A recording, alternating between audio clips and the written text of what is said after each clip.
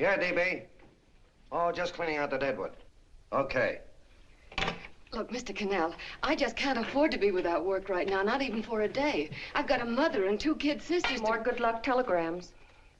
Well, you know how it is. I've just got to keep on working, see? Sorry, sister. I was sent down here to clean house. I told you I can't use your column anymore. It's lavender and no lace. Send those other people in. I'll tell you what I'll do. I get $30 a week. I'll take 25, 20 if necessary. I'll do anything you say. It isn't the money. We're after circulation. What we need is fireworks. People are going to hit with sledgehammers. Start arguments. Oh, I can do that. I know this town inside out. Oh, give me a chance, All please. right, come in. Cashier's got your check. Who are these people? Gibbs, Frawley, Cunningham, Giles. Hey, your sister. Don't forget to get out your last column before you pick up your check.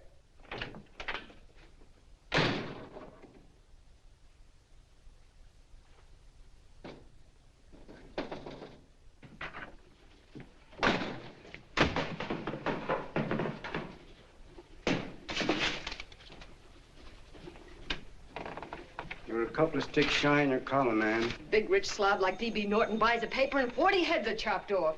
Did you get it, too? Yeah. You too? Oh, Joe. Oh, I'm sorry, darling. Why don't we tear the building down? Before you do, Ann, perhaps you'd better finish this column. Yeah, lavender and old lace. Wait, Joe. Wait. Wants fireworks, huh? Okay.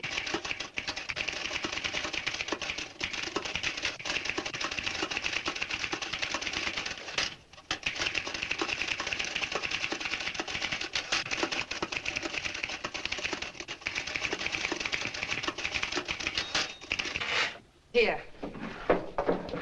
Below is a letter which reached my desk this morning. It's a commentary on what we laughingly call a civilized world. Dear Miss Mitchell, 4 years ago, I was fired out of my job. Since then, I haven't been able to get another one. At first, I was sore at the state administration because it's on account of the slimy politics here we have all this unemployment. But in looking around, it seems the whole world's going to pot. So in protest, I'm going to commit suicide by jumping off the City Hall roof. Signed, a disgusted American citizen, John Doe. Editor's note, if you ask this column, the wrong people are jumping off the roofs. Hey, Ann, this is the old fakeroo, isn't it? Never mind that, Joe. Go ahead. Sorry,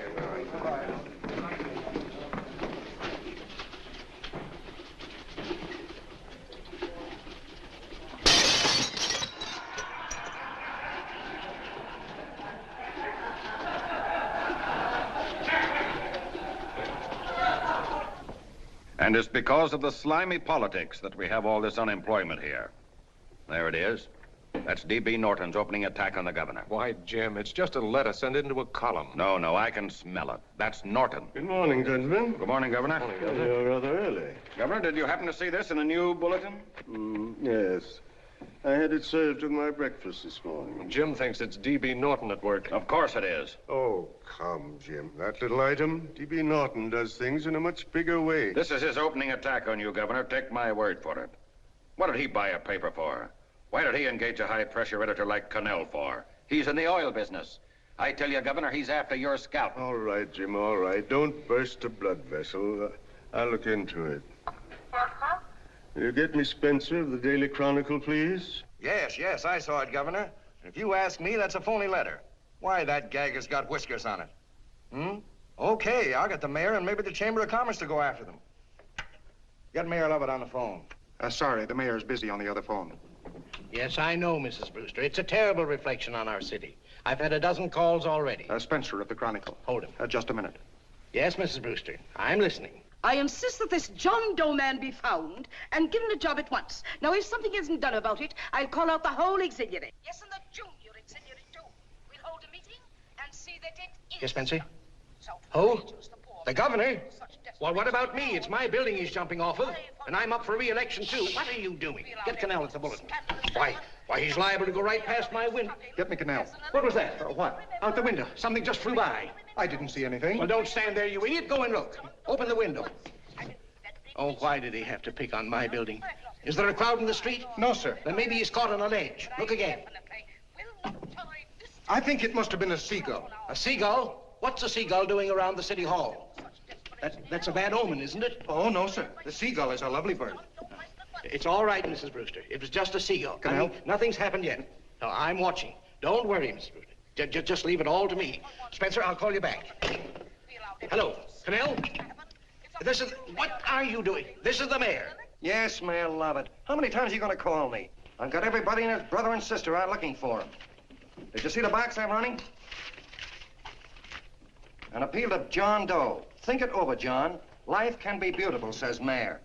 If you need a job, apply to the editor of this paper and so forth and so forth.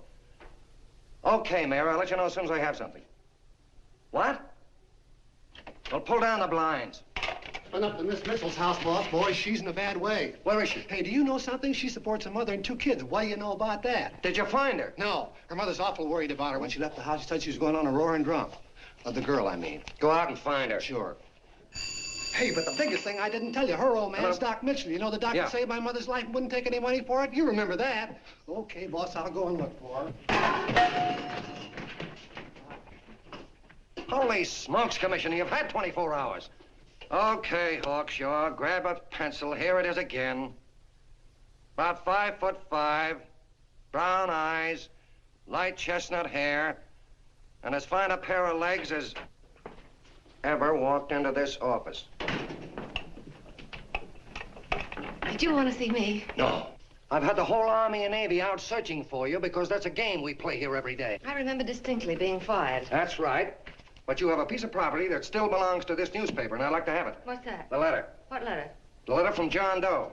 Oh, The whole town's in an uproar. We've got to find him, and the letter's the only clue. there is no letter. We'll get a handwriting expert to... What? There is no letter. Say that again. There's no letter. I made it up. You made it up. Mm-hmm. You said you wanted fireworks. Don't you know there are 9 jobs waiting for this guy? 22 families want to board him free. 5 women want to marry him, and the mayor's practically ready to adopt him, and you... Just call the morgue, boss. He said there's a girl there. Shut up. Ann! Say, why didn't you... Beanie. Only one thing to do, Hank. Drop the whole business quickly. How? Run a story. Say John Doe was in here and is sorry he wrote the letter and... That's right. They've got it, sure. He came in here, and I made him change his mind. Bulletin editor saves John Doe's life. Why, it's perfect. I'll have Ned write it up.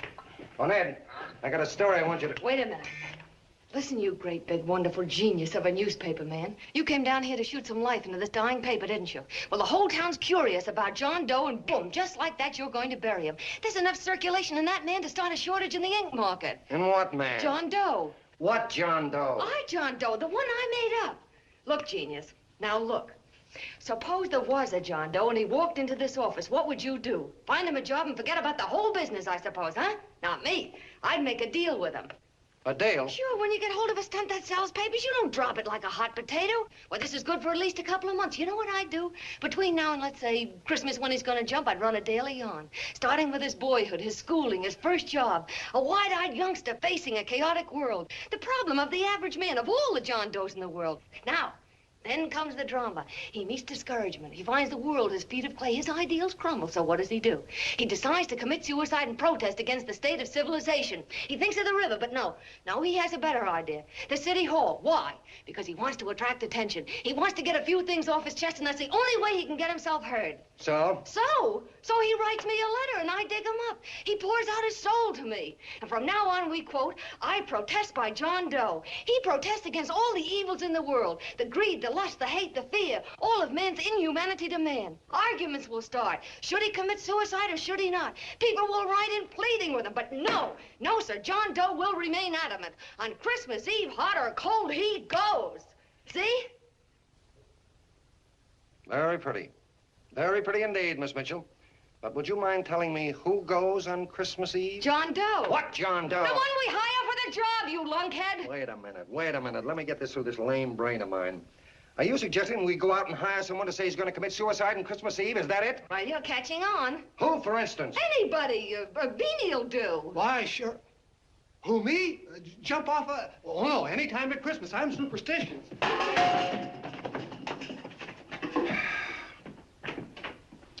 Miss Mitchell, do me a favor. Will you go on out and get married and have a lot of babies, but Stay out of newspaper business. Better get that story in, Hank. It's getting late. You're supposed to be a smart guy. If it was raining $100 bills, you'd be out looking for a dime you lost someplace. Holy smokes, wasting my time listening to this mad woman. Look, Chief, look at the Chronicle. It's running on John Doe. They say it's a fake. Why, the no good that... John Doe story, amateur journalism. It's palpably phony. It's a wonder anyone is taking it serious.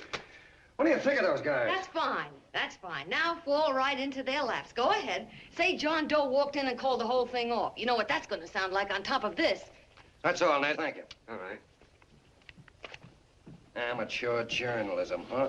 Why, that bunch of sophomores, I can teach them more about... Hey, boss, get a load of this. What? Look. What do they want? They all say they wrote the John Doe letter. Oh, they all wrote the letter. Tell them all to wait. Look, Mr. Cannell, one of those men is your John Doe. They're desperate and will do anything for a cup of coffee. Pick one out and you can make the Chronicle eat their words. I'm beginning to like this. If you ask me, Hank, you're playing around with dynamite. No. The gal's right. We can't let the Chronicle get the laugh on us. We've got to produce a John Doe now. Amateur journalism, huh? I'll show those guys. Sure, and there's no reason for them to find out the truth either, because naturally, I won't say anything. Okay, sister, you get your job back. Plus a bonus. What bonus? Or the bonus of $1,000 the Chronicle was going to pay me for this little document. You'll find it says that I, Ann Mitchell, hereby certify that the John Doe letter was created by me. I can read. Sorry. You think this is worth $1,000, do you? Oh, the Chronicle would consider it dirt cheap. Packs everything, including a gun. Okay, sister, you got yourself a deal. Now let's take a look at the candidates. The one we pick has got to be the typical average man. Typical American that can keep his mouth shut. Show me an American who can keep his mouth shut and I'll eat him. Okay, Beanie, bring him in one at a time.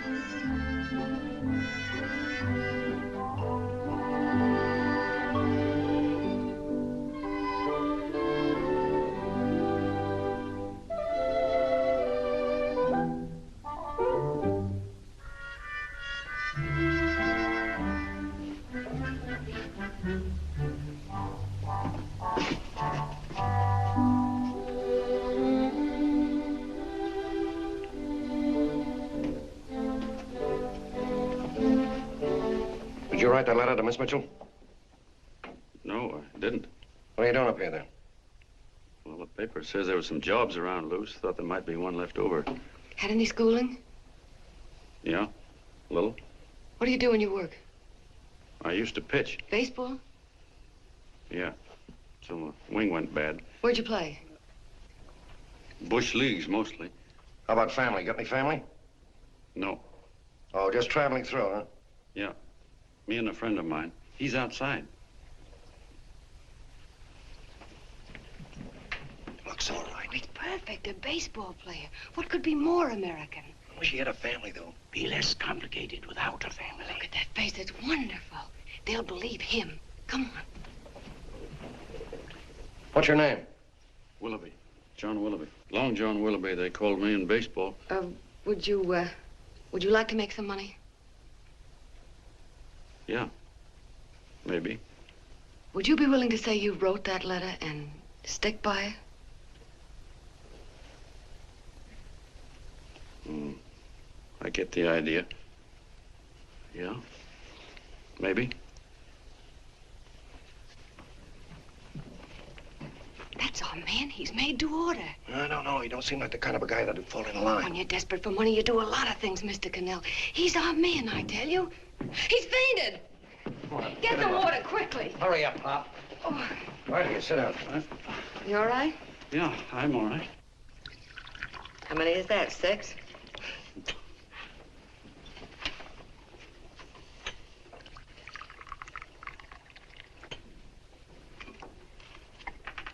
Pretty hungry, weren't you? All this John Doe business is batty, if you ask me. Well, nobody asked you. Trying to improve the world by jumping off buildings.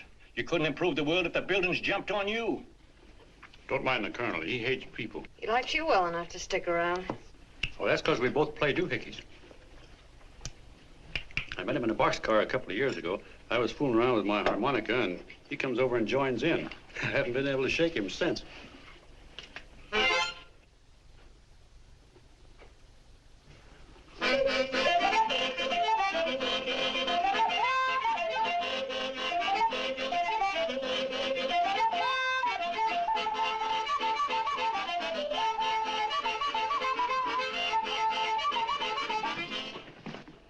Here he is. No, you can't take pictures of him like that, eating a sandwich and with a beard.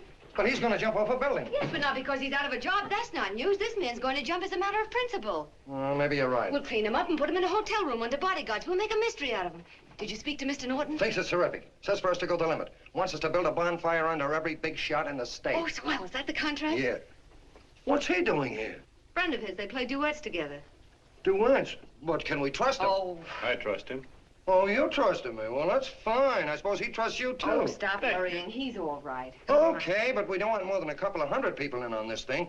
Now, the first thing I want is an exact copy of the John Doe letter in your own handwriting. I've got it already. Here.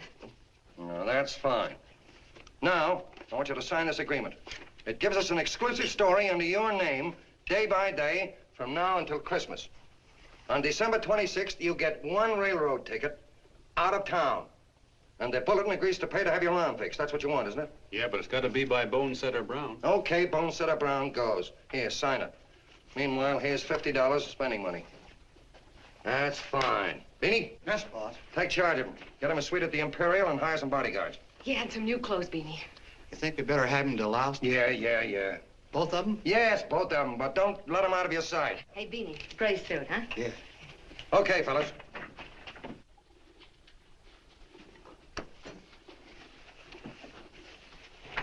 Take it easy, John Doe. And you start pounding that typewriter. Oh, boy, this is terrific. No responsibilities on our part, just statements from John Doe, and we can blast our heads off. Before you pop too many buttons, don't forget to make out that check for $1,000.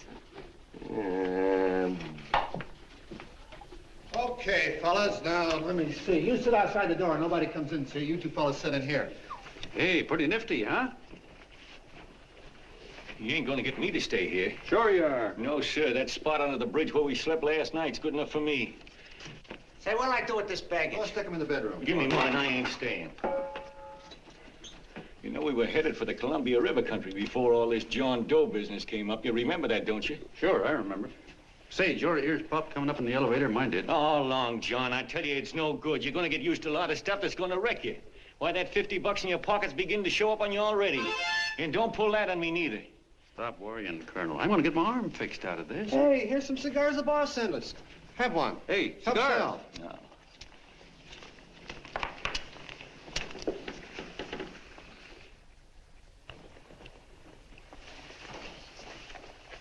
Say, I'll bet you even the major leaguers don't rate an outfit like this. Here, make yourself comfortable.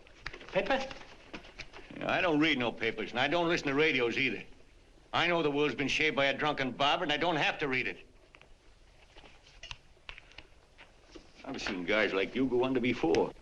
Guys that never had a worry. Then they got a hold of some dough and went goofy. The first thing that happens Hey, to a did you guy... get a load of the bedroom? No. The first thing that happens to a guy like that, he starts wanting to go into restaurants and sit down at a table and eat salads and cupcakes and tea. Boy, what that kind of food does to your system.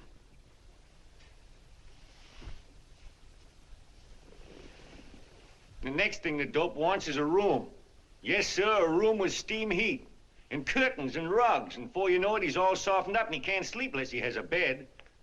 Hey, stop worrying, Colonel. $50 ain't gonna ruin me. I've seen plenty of fellas start out with $50 and wind up with a bank account. Hey, what's the matter with the bank account, anyway? And let me tell you, Long John, when you become a guy with a bank account, they got you.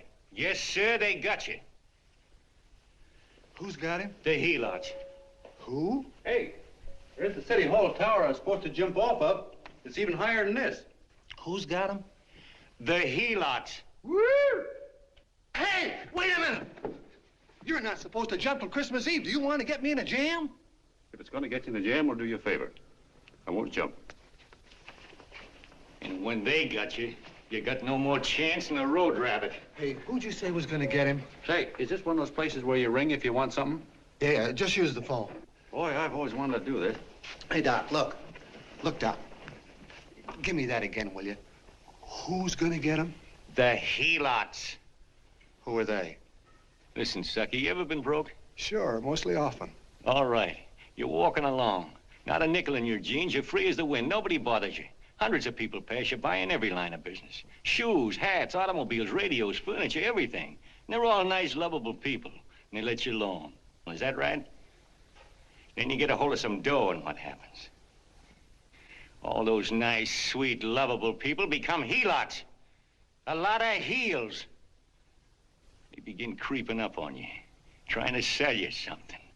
They get long claws, and they get a stranglehold on you. And you squirm, and you duck, and you holler, and you try to push them away, but you haven't got a chance. They got you.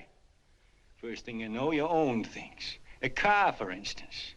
Now your whole life is messed up with a lot more stuff. You get license fees, and number plates, and gas, and oil, and taxes, and insurance, and identification cards, and letters, and bills, and flat tires, and dents, and traffic tickets, and motorcycle cops, and courtrooms, and lawyers, and fines, and 1,000,001 other things. And what happens? You're not the free and happy guy you used to be. You gotta have money to pay for all those things. So you go after what the other fellas got. And there you are. You're a helot yourself.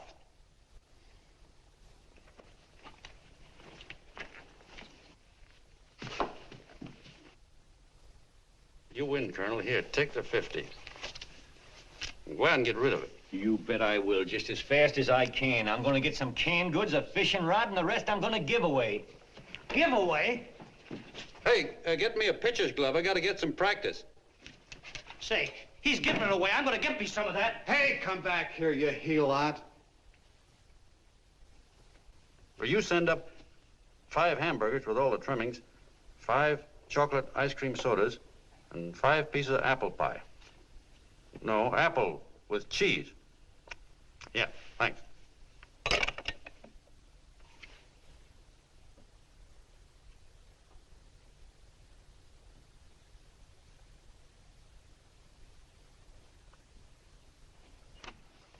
Hello there. Well, well. If it isn't the man about town. All set, Miss Anne. Oh, yes. Let's go. Let's see, we want some action in these pictures. Action?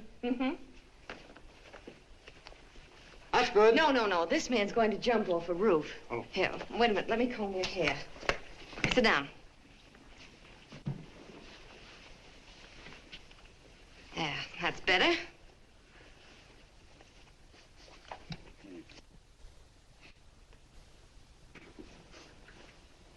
You know, he's got a nice face, hasn't he? Yeah, he's pretty. Here, sit down. Quiet, egghead. All right, now a serious expression. Can't. I'm feeling too good. Oh, come on now. This is serious. You're a man disgusted with all of civilization.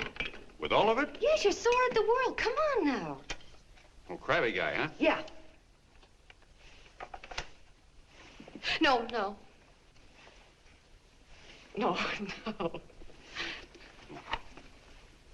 No, look. You don't have to smell the world.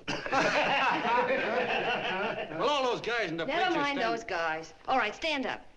Now, let's see what you look like when you protest. Against what? Against anything, just protest.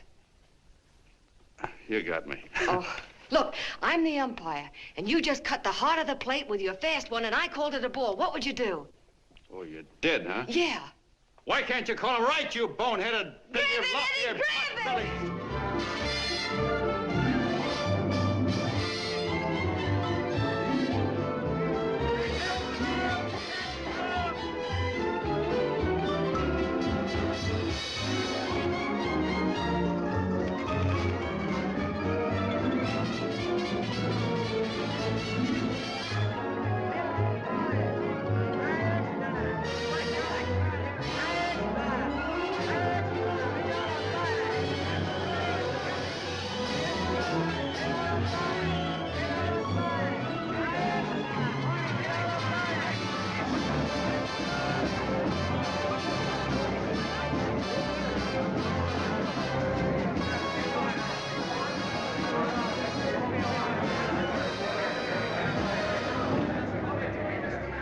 don't care whose picture they're publishing.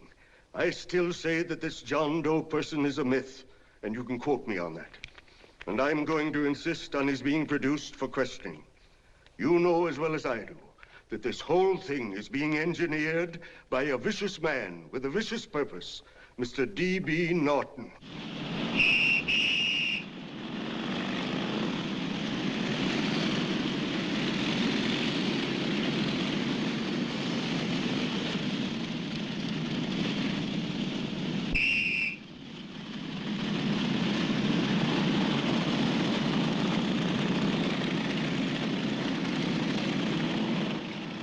And Miss Mitchell are at the house, sir. Oh, they are?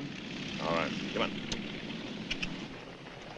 Personally, I think it's just plain stupidity to drop it. Now, you should see his fan mail, thousands.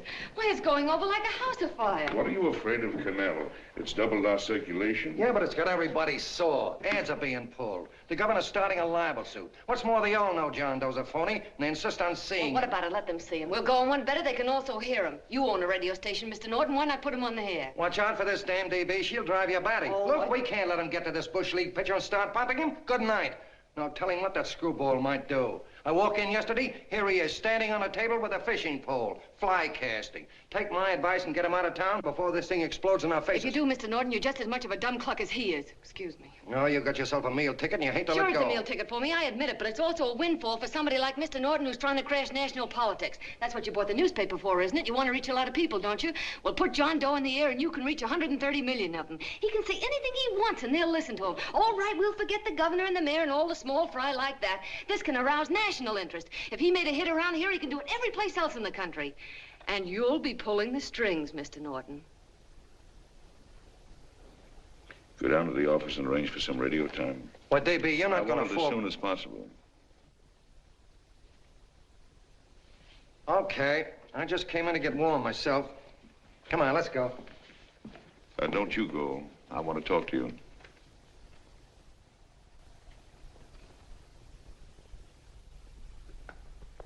Sit down.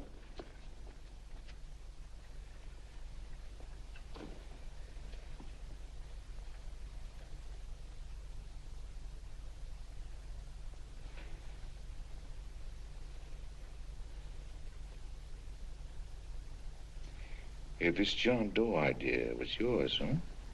Yes, sir.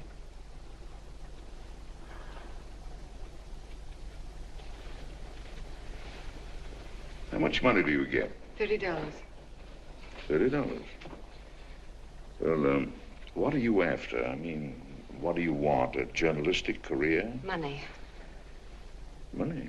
Well, I'm glad to hear somebody admit it.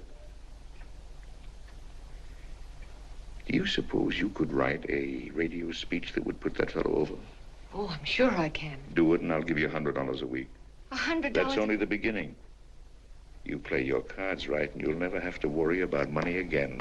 Oh, I knew it. Hello. Hello. Whenever there's a pretty woman around. This is my nephew, Ted Sheldon, Miss Mitchell. How do you do? How do you do? All right, Casanova, I'll give you a break. See that Miss Mitchell gets a car to take her home. Always reading my mind, aren't you? Thank you very much for everything. And Miss Mitchell, I think from now on you'd better work directly with me. Yes, sir.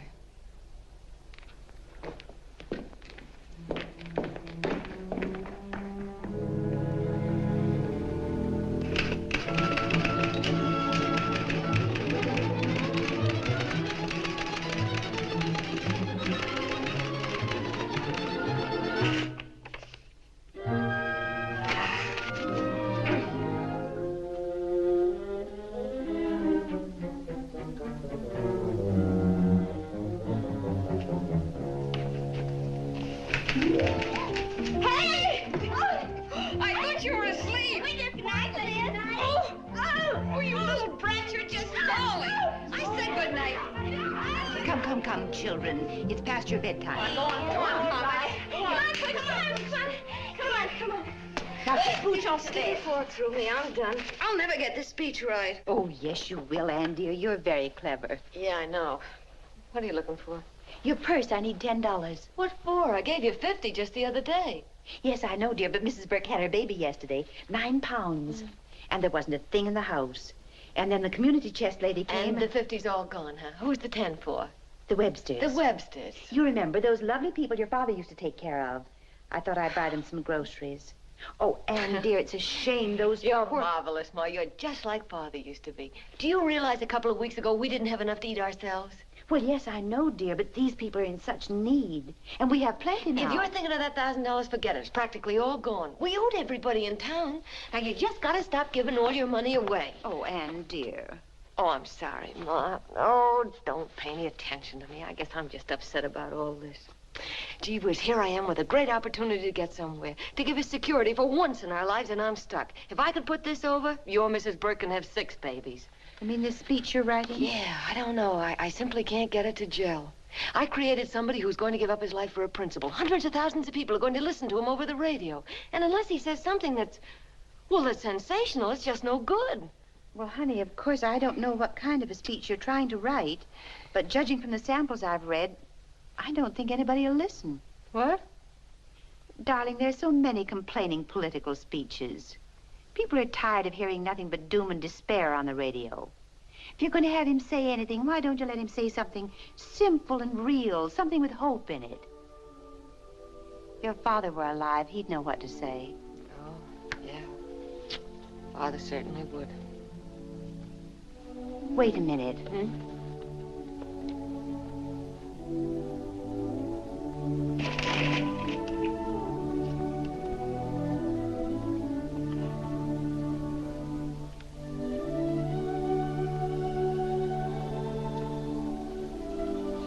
That's your father's diary, Anne. Father's... I never knew he had a diary. There's enough in it for 100 speeches.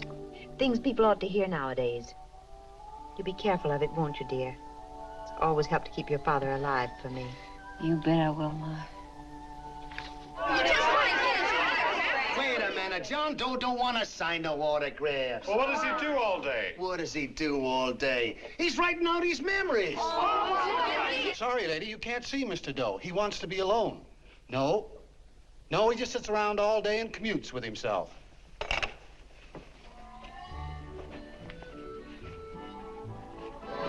Oh!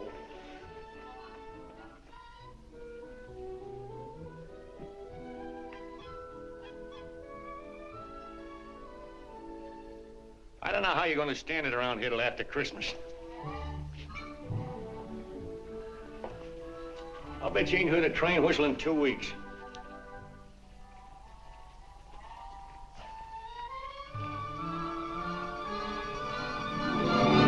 Steve, right!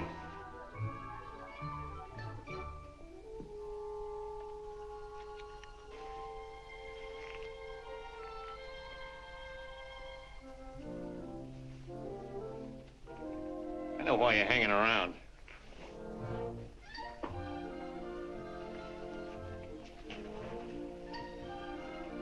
You're stuck on the girl.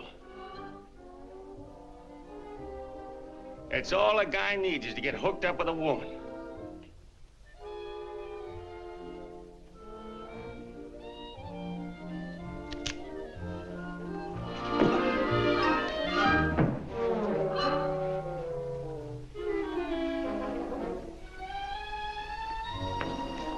What was that, a single? First baseman dropped the ball. Butterfingers. Tough luck, pal.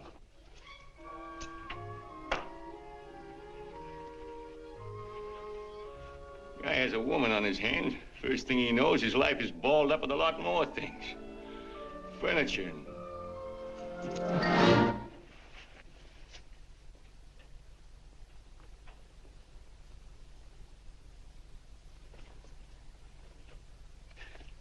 Did you get him?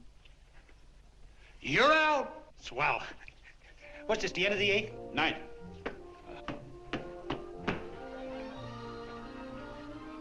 Hey, Beanie, there's a couple of mugs in the Chronicle snooping around out here. Ah. Come on, Angel Face. Gangway. What's the score, Angel Face? 3-2, our favor. Gee, that's great.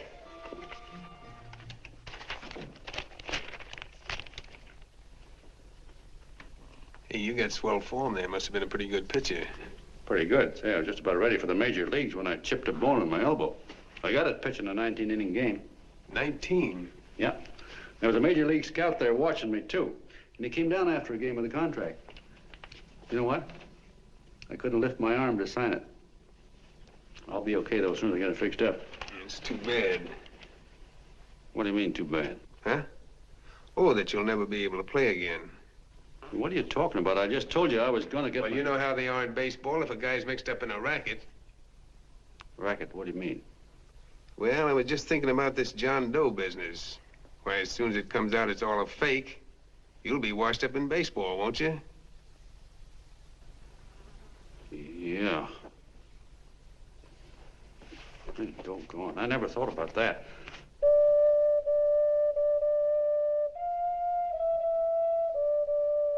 Gosh. And another thing, what about all the kids in the country? The kids that idolize ball players. What are they gonna think about you? Yeah. Hey, Colonel.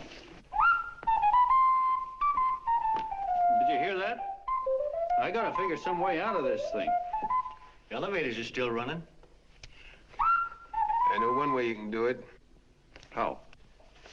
Well, when you get up there on the radio, all you have to do is to say the whole thing's a frame-up. Make you a hero sure as you're born. Yeah, but how am I gonna get my arm fixed? Well, that's a cinch. I know somebody that'll give you $5,000 just to get up on the radio and tell the truth. $5,000? Yeah, $5,000, and he gets it right away. You don't have to wait till Christmas. Look out, Long John. They're closing in on you. Say, who's putting up this dough? Fellow runs the Chronicle. Here's the speech you make, and it's all written out for you. $5,000. Holy mackerel, I can see the helots coming, the whole army of them. It's on the level.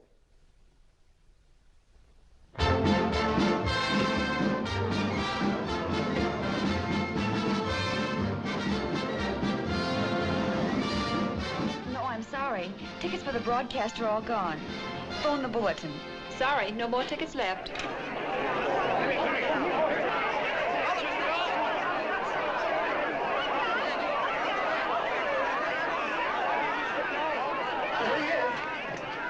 Hello, John. All set for the big night? Swell. Turn around. One moment. Now stand still. Hold it, Mr. Doe. Hold it. Big smile, Mr. Doe. That's right. Okay, Petey, that's all. Take him out. Now, look, John, here's the speech. It's in caps and double spaced. You won't have any trouble reading it. Not nervous, are you? No. Of course not. He wouldn't be. Who? John Doe, the one in there. Hey, don't let your knees rattle. It picks up on the mic. Oh, Beanie.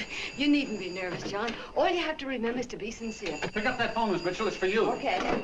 Hello? Yes, Mother. Oh, thank you, darling. Oh, there he is, the poor dear man. Oh, good luck to you, Mr. Doe. We want you to know that we're all for you. The girls all decided that you're not to jump off any roof at all. Even if we have to go, we'll stop it. You got the speech I gave you? Yeah. Now, look. I'll give this money to the colonel just as soon as you get started. We'll have a car waiting at the side entrance for you. Okay. How'd you get in here? Huh? Oh, I just came in to wish him luck. Come on, out. Mother says good luck, too. John, when you read that speech, please believe every word of it. He's turned out to be a wonderful person, John. Who? John Doe, the one in the speech. Oh. You know something? I've actually fallen in love with him. All right, there he is, sister. Now, come on, plenty of both. What's the idea? No, that's too much. Not so much. Come on. That's it. Oh, this is no time for cheap publicity, Mr. Cannell. Listen, if that guy lays an egg, I want to get something out of it. I'm getting a Jane Doe ready. Oh, come on. Here. Will you, fellas? Give me a All right, chance. I that's have to enough. raise Just one more, will No, you, that's please? fine, honey. You go ahead. All right, I After need you've one been more. You're very honey. Go ahead. How you doing? Oh. All right, Benny, bring him in. Holy smoke, a half a helot. There you are, boss, just like you ordered. Symbols of little people. Okay, get him up. All right, young fella. This is ridiculous, Mr. Cannell. Come on, give me a chance. The man's on the air. Please. One shot. Oh, fellas, of course you can have all the pictures you want afterwards. No, come on, afterwards. You can have a... Come on, that's right. Afterwards, you can get all the pictures you want. Thank you very much. Come on, will you? Afterwards, that's right. Come on, Snooks, you better bail out. Okay, goodbye, Mr. Doe. Beanie. All right. Better get ready. 1 minute to go. Wow, 1 minute to go and the score is nothing to nothing. Now, please, John, you won't let me down, will you?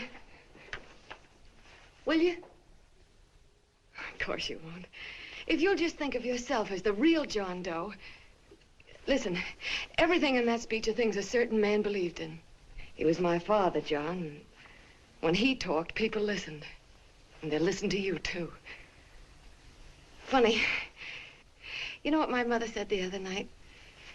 She said to look into your eyes, that I'd see Father there.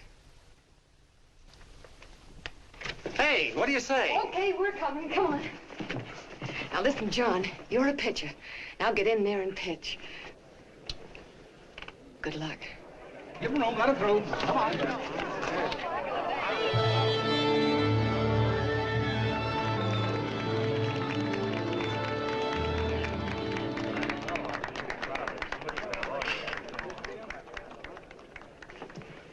Hey, let's get out of here. There's the door right there. Hey, what are you doing here? That's what I'd like to know. Come on, out. Hey, he's a friend of mine. Never mind, let him alone. He's all right. I'll be right over there pulling for you. No, John, over here.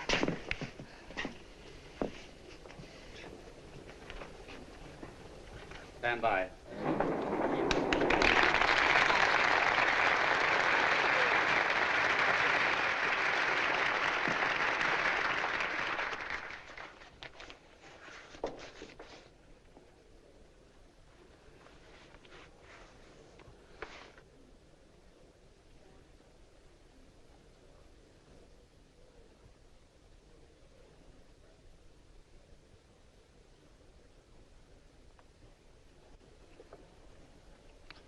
Phone the Chronicle. Tell them to start getting those extras out.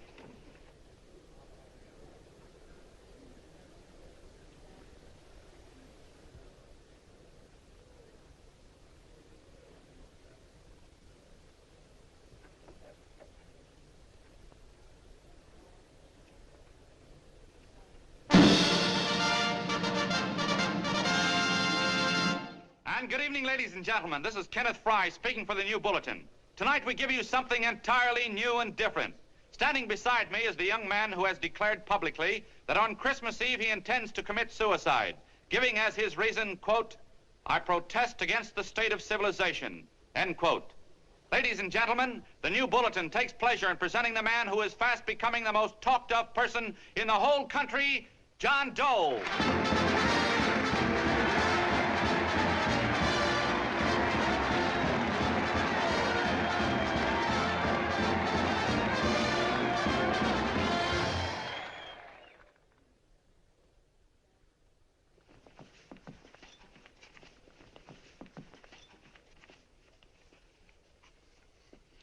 Ladies and gentlemen, I am the man you all know as John Doe. I took that name because it seems to describe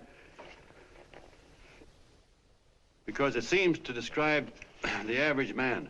And that's me. And that's me. Well, it was me before I said I was going to jump off the city hall roof at midnight on Christmas Eve. Now I guess I'm not average anymore. Now I'm getting all sorts of attention. From big shots, too. We've been double-crossed. The mayor and the governor, for instance. They don't like those articles I've been writing. You're an imposter, young fellow. That's a pack of lies you're telling. Who wrote that speech for you?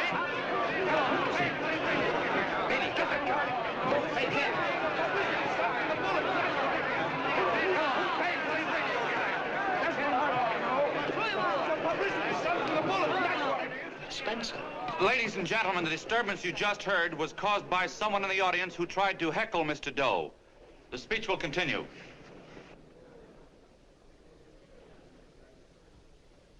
Well, people like the governor and that fella there can stop worrying. I'm not going to talk about them. I'm going to talk about us, the average guys, the John Does. If anybody should ask you what the average John Doe is like, you couldn't tell him because he's a million and one things. He's Mr. Big and Mr. Small. He's simple and he's wise. He's inherently honest, but he's got a streak of larceny in his heart. He seldom walks up to a public telephone without shoving his finger into the slot to see if somebody left a nickel there.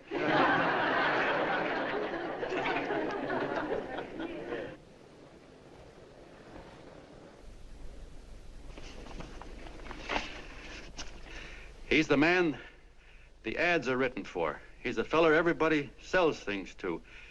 He's Joe Dokes, the world's greatest stooge and the world's greatest strength.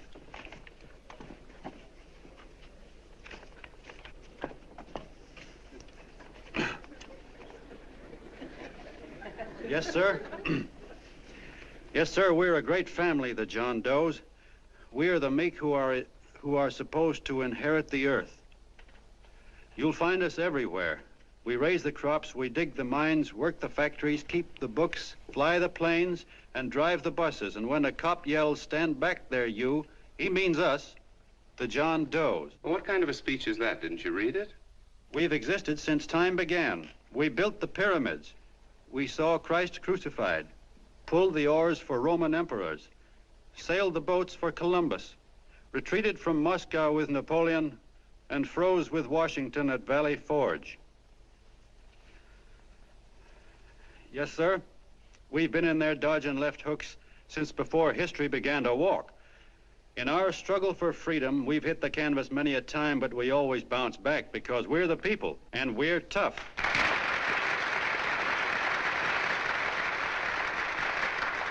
They've started a lot of talk about free people going soft, that we can't take it. That's a lot of hooey. A free people can beat the world at anything, from war to tiddlywinks, if we all pull in the same direction.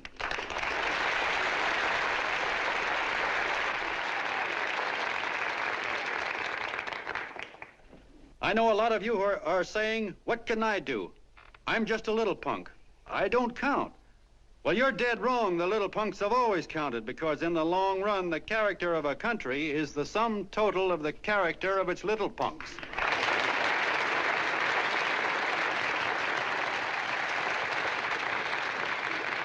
But we've all got to get in there and pitch. We can't win the old ball game unless we have teamwork.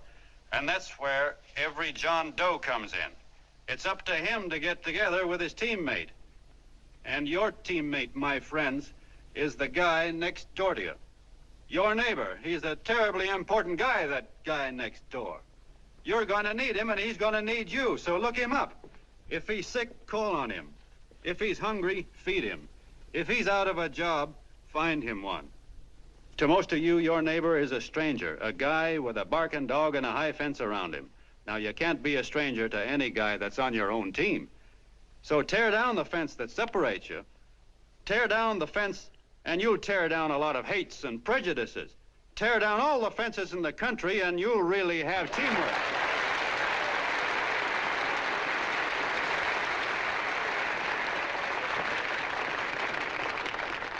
I know a lot of you are saying to yourselves, he's asking for a miracle to happen. He's expecting people to change all of a sudden. Well, you're wrong. It's no miracle. It's no miracle because I see it happen once every year, and so do you, at Christmas time. There's something swell about the spirit of Christmas, to see what it does to people, all kinds of people. Now, why can't that spirit, that same warm Christmas spirit, last the whole year round? Gosh, if it ever did, if each and every John Doe would make that spirit last 365 days out of the year, we'd develop such a strength, we'd create such a tidal wave of goodwill that no human force could stand against it. Yes, sir, my friends. The meek can only inherit the earth when the John Does start loving their neighbors. You better start right now. Don't wait till the game is called on account of darkness. Wake up, John Doe. You're the hope of the world.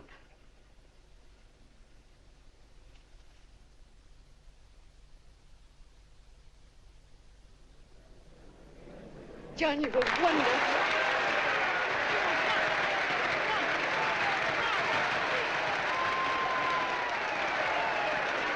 Let's get out of here. Now you're talking.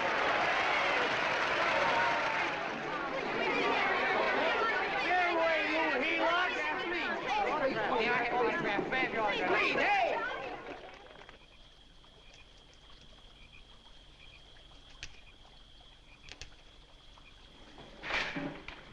I knew you'd wake up sooner or later. Boy, am I glad we got out of that mess. I had the $5,000 sewed up. Could have been on my way to old Doc Brown. You're a pitcher, John, she says. Now, go in there and pitch. What a sucker. Yeah, she's a heel-lot just like the rest of them. It's lucky you got away from her. What was I doing up there making a speech anyway? Me, huh? Geez, the more I think about it, the more I could... Tear down all the fences. Why, if you tore one picket off of your neighbor's fence, he'd sue you. $5,000 had it right in my hand. What do you mean he ran away? Well, go after him, find him. That man is terrific.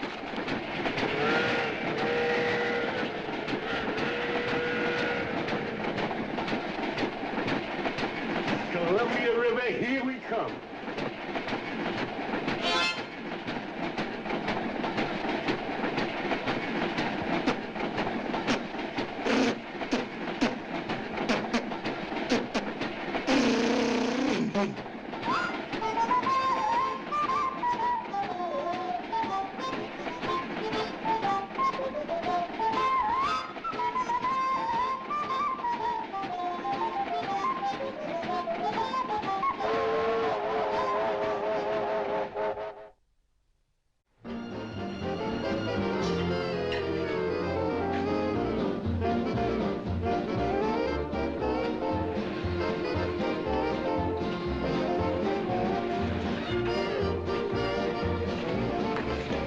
Jitterbugs.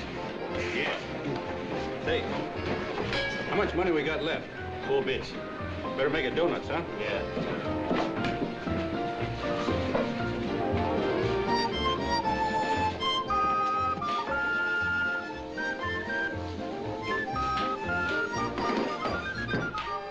What'll it be, gents? Have you got a couple of steaks about that big and about that thick? Yeah, with hash brown potatoes and tomatoes and apple pie and ice cream and coffee. And donuts, I know. Hey, Ma, Seekers, a pair. Fingers a pair coming up. Glad he took the tea out of that.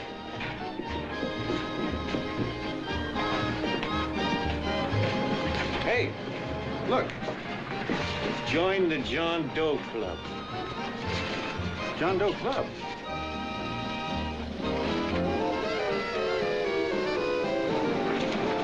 Uh-oh. You John Doe? Who? John Doe. Ah, you need glasses, buddy. Oh, but gee, it's a spitting image of John Doe. Yeah, but his name is Willoughby. I'm John Willoughby. I'm a baseball player. Sure. Oh, no, I'd know that voice anyway. You can't kid me. You John Doe. Hey, Ma! Ma! That's John Doe. John Doe? Yeah, sitting right there, big as life. Who'd you say it was? John Doe, the big guy there. Pictures in the paper. That's John Guy. John Doe. John Doe. Sitting right there, John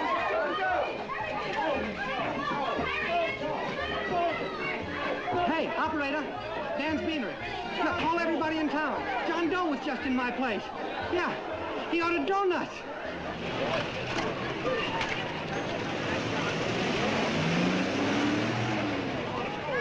John Doe.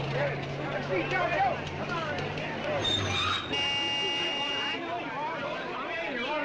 John Doe, we're all neighbors. And my office is packed like a sardine box. What does John Doe look like, Mr. Mayor? Oh, he's one of those great big outdoor type men. No, you can't see him. You didn't vote for me the last time. Shame on you. What are you doing there? Get off my front porch anyhow. Mr. Norton come yet? Oh, well, I wonder where he's at. What's keeping him? He should have been here 15 minutes ago. Oh, there he comes now. Now, everybody on your dignity. Don't do anything to disgrace us. A little town, but we got to show off. Better let me talk to him. All right, but present it to him as a great cause for the common man. Ah, here he comes. Now, give him room down there. Give him room, folks. Come on now. Come on, here they come. Here they come. Here's Mr. Norton. How do you do, Mr. Norton? I'm Mayor Hawkins. Here's Mr. Miles.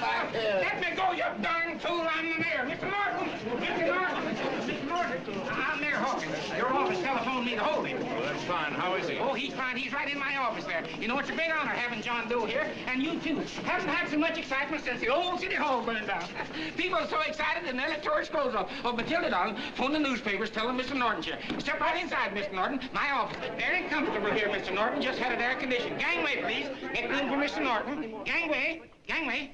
Here he is, Mr. Norton. Well taken care of. The neighbors are serving him a light lunch. Hello, John. Well, Mr. Mayor, if you don't mind, we'd like to talk to him alone. Why, certainly, certainly. All right, everybody. Clear out. But you Everybody, quickly now. Come on. Look at that. Come on. That's All right. Don't argue with me here. Wait till we get home. Don't you push me around like that. Even though I'm your wife, you can't push me around. Look, Mr. Norton, I think you got a lot of nerve having those people hold us here. There's nobody holding you here, Mr. Doe. It's only natural There's that nobody holding us here. Let's get going. Incidentally, my name isn't Doe, it's Willoughby. Look, John, something terribly important's happened. They're forming John Doe clubs. We know of 8 already, and they say that there's John Doe clubs? What for? To carry out the principles you talked about in your radio speech. I don't care what they're forming. I'm on my way, and I don't like the idea of being stopped either. Oh, but you don't know how big this thing is. You should see the thousands of telegrams we've received and what they're saying about you. Look, it started as a circulation stunt, didn't it? Well, you got your circulation. Now, why don't you let me alone? Oh, it started as a circulation stunt, but it isn't anymore. Mr. Norton wants to get back of it and sponsor John Doe clubs all over the country. He wants to send you on a lecture tour. Me? Uh-huh. Well, certainly, with your ability to influence people, it might grow into a glorious movement. Say, let's get something straight here. I don't want any part of this thing. If you got an idea I'm going around lecturing to people, why, you're crazy. Baseball's my racket, and I'm sticking to it. Come on, Colonel, let's get out of here. John, please, please. I just got rid of one crowd. But please, Mr. Mayor, tell him the John Doe Club wants to talk to him. Let them in, Mr. Mayor. Let them come in. Okay, folks, but remember your manners. No stampeding. Walk slow, like you do when you come to pay your taxes.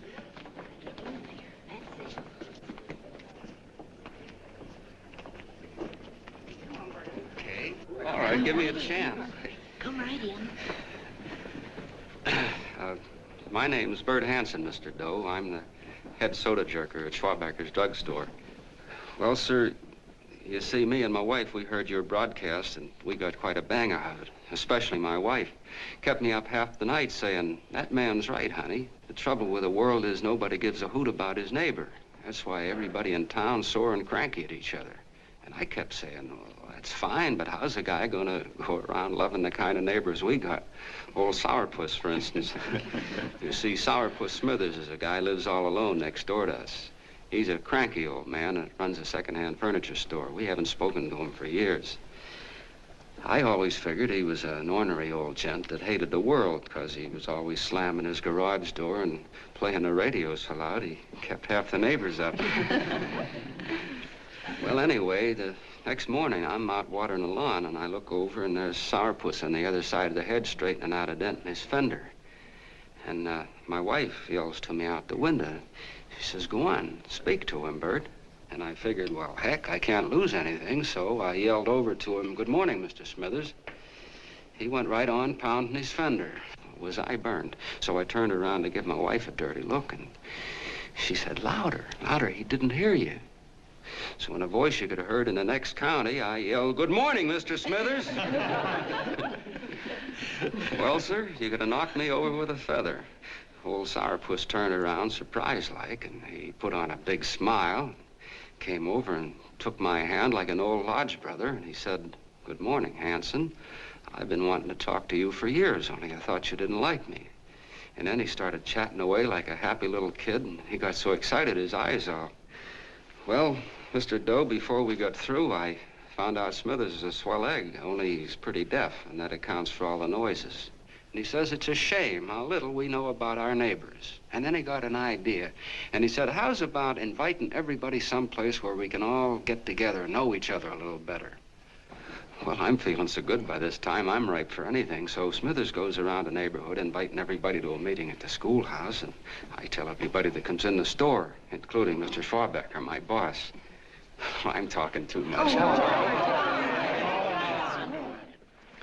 Well, I'll be doggone if for 40 people don't show up. Of course, none of us knew what to do, but we sure got a kick out of seeing how glad everybody was just to say hello to one another.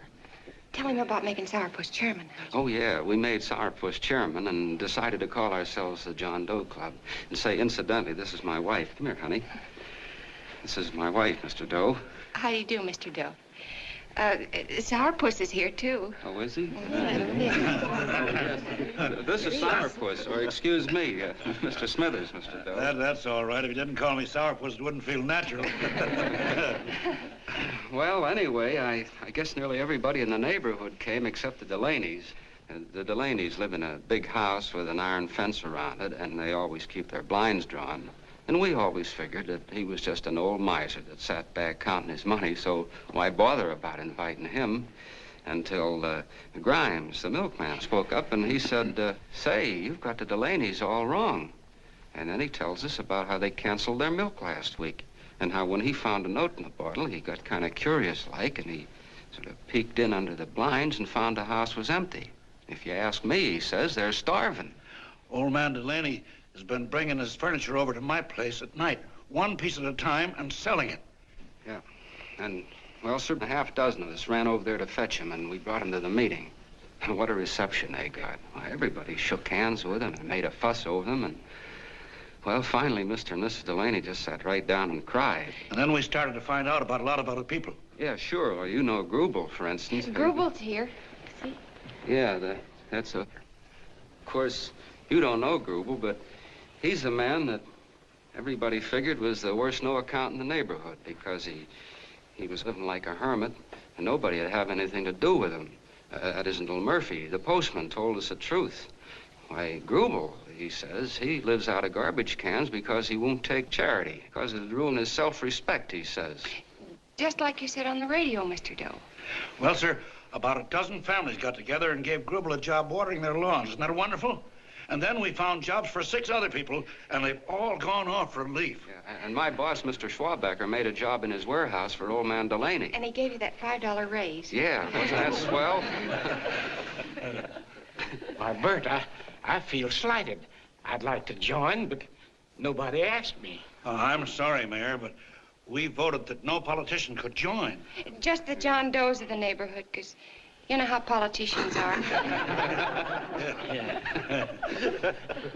Well, the reason we wanted to tell you this, Mr. Doe, was just to give you an idea of what you started. And from where I'm sitting, I don't see any sense in you jumping off any building. No. Well, thank you for listening. Goodbye, Mr. Doe. You're a wonderful man, and it strikes me you can be mighty useful walking around for a while. Hey, goodbye, Mr. Doe. Goodbye, Mr. Doe.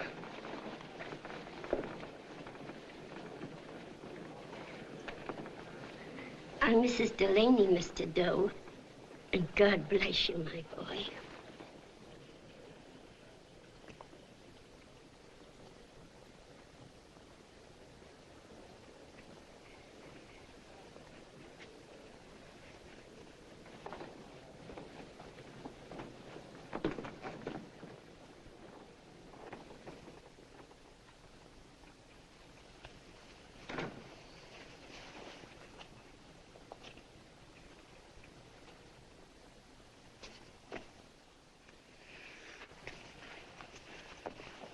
Gee whiz, I'm all mixed up. I don't get it. Look, all those swell people think I'm going to jump off a building or something. I never had any such idea. Gosh. The fellow'd have to be a mighty fine example himself to go around telling other people how to... Say, look, what happened the other night was on account of Miss Mitchell here. She wrote the stuff. Don't you see what a wonderful thing this can be? But we need you, John. You're hooked. I can see that right now. They got you. Well, I'm through.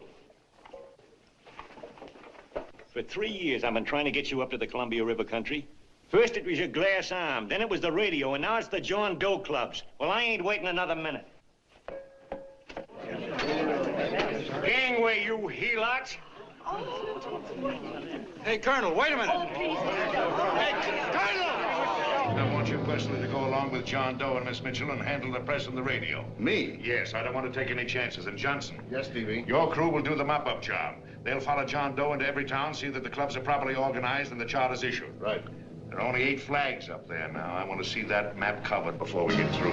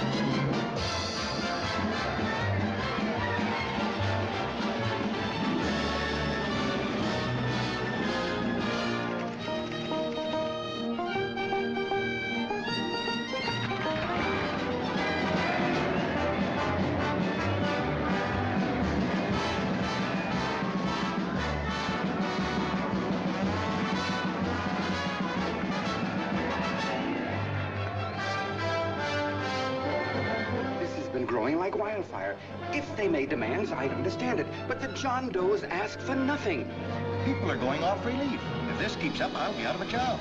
As soon as it gets strong enough, we'll find out what John Doe wants. 30 every Thursday, 60 at 60. Who knows what? I'm sorry, boss. They just won't let anybody talk politics to them. It's crazy. We've got to get to them. They represent millions of voters.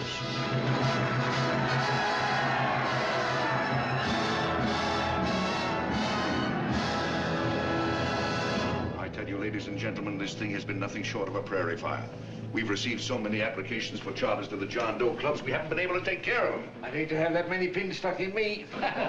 This John Doe convention is a natural. It's going to put our city on the map. Why, over 2,400 John Doe clubs are sending delegates. Can you imagine that? You, Mr. Mayor, will be the official host. You will make the arrangements for decorating the city, parades, and a reception for John Doe when he gets home. And don't wear your high hat. No high hat? No high hat. And from you, Cannell, I want a special John Doe edition every day until the convention is over. And now, if you will, please step into the outer office and look your prettiest because there are photographers there to take pictures of this committee. Don't worry, Libby. Everything will be taken care of. Isn't it all too wonderful? Gather down here in a nice group now. Get a nice picture of you. Oh, Mr. Mayor, would you step down in front row, please? You ladies get close to him. That's it. Well, I don't get it. Get what? Look, DB, I'm supposed to know my way around. This John Doe movement has cost you a fortune. Now, this convention is going to cost plenty. Well? Well, I'm stuck with 2 and 2, and I'm a sucker if I can make 4 out of it. Where do you come in? You'll have the satisfaction of knowing that my money has been spent for a worthy cause. I see. I better stick to running the paper, huh? I think maybe you better had. And Cannell, I'd like to have the John Doe contract, all the receipts for the money we advanced him, and the letter Miss Mitchell wrote, for which I gave her $1,000. Yes, sure. Well, we leave for the airport. Half an hour. Is that Johnny boy's room? Better hustle him up. He'll be ready on time. He's packing. Ah, good. Did you see his picture on the cover of Time? Yeah. I gotta give you credit, Annie girl. I've handled a good many big promotions in my time. Everything from a World's Fair to a channel swimmer. But this one has certainly got me spinning. And now a John Doe convention. Wow.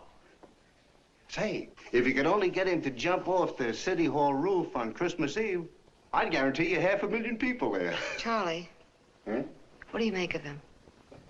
Oh, Johnny boy? Well, I don't know what angle you want, but I'll give it to you quick. Number 1, he's got great yokel appeal, but he's a nice guy. Number 2, he's beginning to believe he really wrote that original suicide letter that you made up. Number 3, he thinks that you're Joan of Arc or something. Yeah, I know. Number 4, well, you know what number 4 is.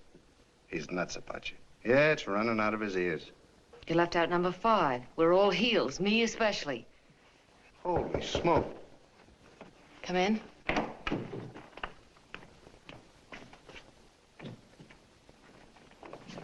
Small pack. Good. I'll go and get Beanie Boy. Okay, Charlie boy.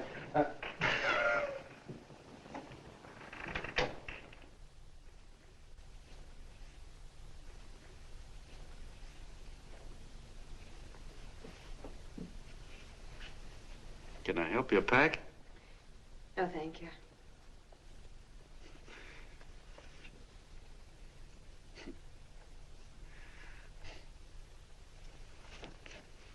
Do you care if I sit down out here?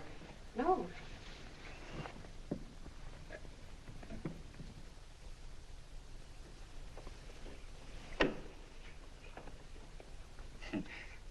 You know, I had a crazy dream last night. It was about you. About me? Yeah, sure was crazy. I dreamt I was your father.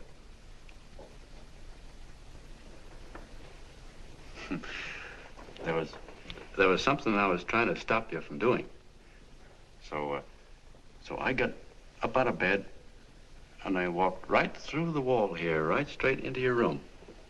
You know how dreams are. And there you were in bed. But you're a little girl, you know, about 10. And very pretty, too. So I shook you, and the moment you opened your eyes, you hopped out of bed and started running like the devil in your nightgown. You ran right out the window there, and you ran out over the tops of buildings and roofs and everything for miles. And I was chasing you. And all the time you were running, you kept growing bigger and bigger and bigger, and pretty soon you were as big as you are now, you know, grown up. And all the time I kept asking myself, what am I chasing her for? And I didn't know. Isn't that a hot one? Well, anyway, you ran into some place, and then I ran in after you, and when I got there you were getting married. And the nightgown had changed into a beautiful wedding gown. You sure look pretty, too. And then I knew what it was I was trying to stop you from doing. Dreams are sure crazy, aren't they? Well, would you like to know who it was you were marrying? Oh, a tall, handsome Hugh Bangy, I suppose. No, not that bad. It was that fellow that sends you flowers every day. What's his name? Mr. Norton's nephew? Ted Sheldon. Yeah, that's the one. But here's the funniest part of it all. I was the fellow up there doing the marrying, you know, the justice of peace or something. You were? I thought you were chasing me. Well, yes, I was, but I was your father then, you see. But the real me, John Doe, or that is, Long John Willoughby, I was the fellow up there with the book. You know what I mean? I guess so. Then what happened? Well, I took you across my knee and I started spanking you. That is, I didn't do it. I mean, I did do it, but it wasn't me, you see. I was your father then. Well, I held you across my knee and I said, Annie, I won't allow you to marry a man that's just rich or that has his secretary send you flowers. The man you marry has got to swim rivers for you. He's got to climb high mountains for you. He's got to slay dragons for you. He's got to perform wonderful deeds for you. Yes, sir. And all the time, the guy up there, you know, with the book, me, just stood there nodding his head. And he said, go to it, Pop. Whack her one from me, because that's just the way I feel about it, too. So he said, come on down here and whack her yourself. So I came down and I whacked you a good one, see? Then he whacked you, and I whacked you another one, and we both started whacking you like... Well, if you're through whacking her, come on, let's get going. Okay, fellas, right in here. You go out the side entrance, there's a bunch of autograph seekers out front. We'll be down with the bags in a minute. Come on, don't make a government project out of this. Hi, Benny. When's our plane take off?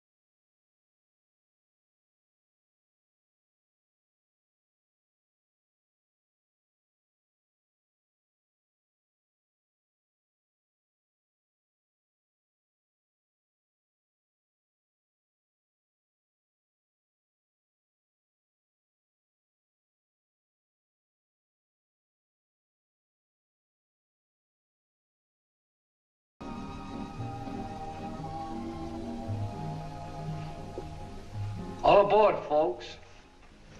That's what I said, it's fine. Yes, yeah, that's true.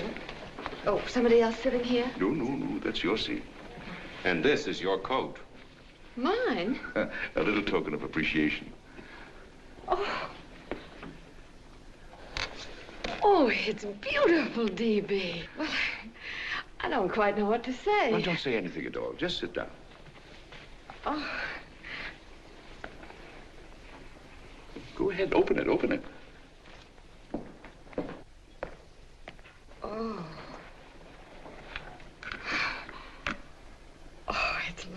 late. And a new contract goes with it.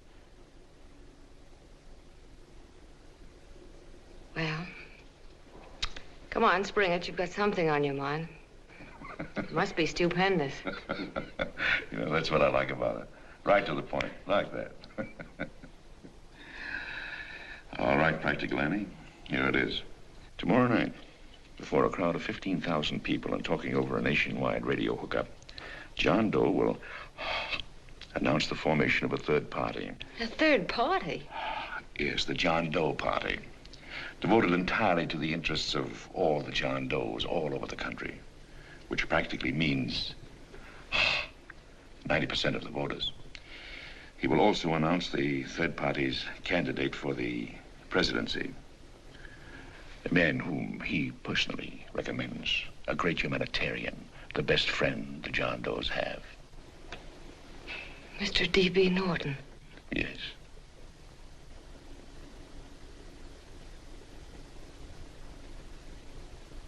Wow.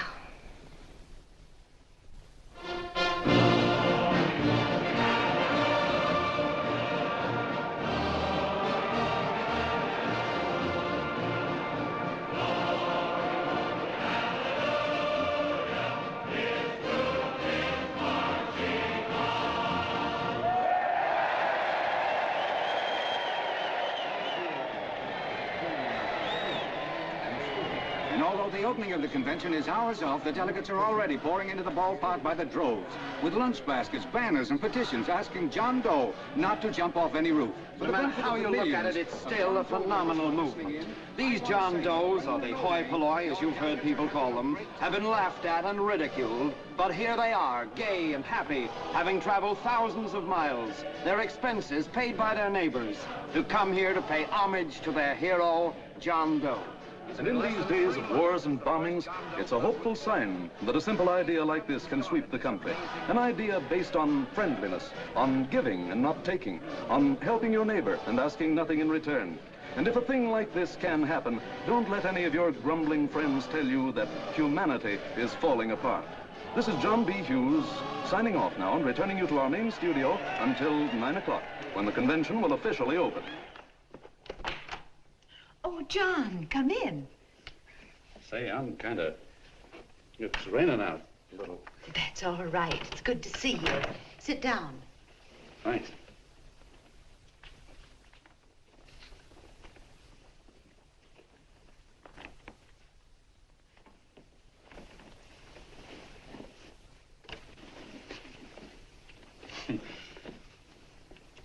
It's for Anne. Oh, how nice. Thank you very much. Flowers. I'm terribly sorry she isn't here. She isn't? No, she just left. I'm surprised you didn't run into her. She went over to Mr. Norton's house. Oh. Did you want to see her about something important? Yeah, well, no, it'll wait. Say, he's a nice man, isn't he? Mr. Norton, I mean. He's done an awful lot for the...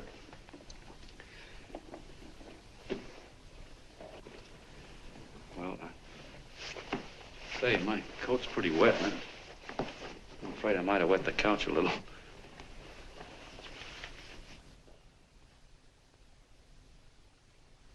Well, I guess I'll see her at the convention later. Yes, of course. I'll see that she gets the flowers. Thanks. Good night, Mrs. Mitchell. Good night, John.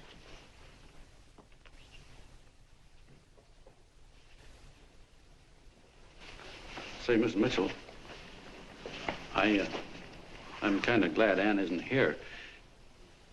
You see, I came over here hoping to see her alone, and kind of hoping I wouldn't, too, you know what I mean? There was something I wanted to talk to her about. But, well, it'll wait, I guess. Good night. Good night, John. Say, look, Mrs. Mitchell, have you ever been married?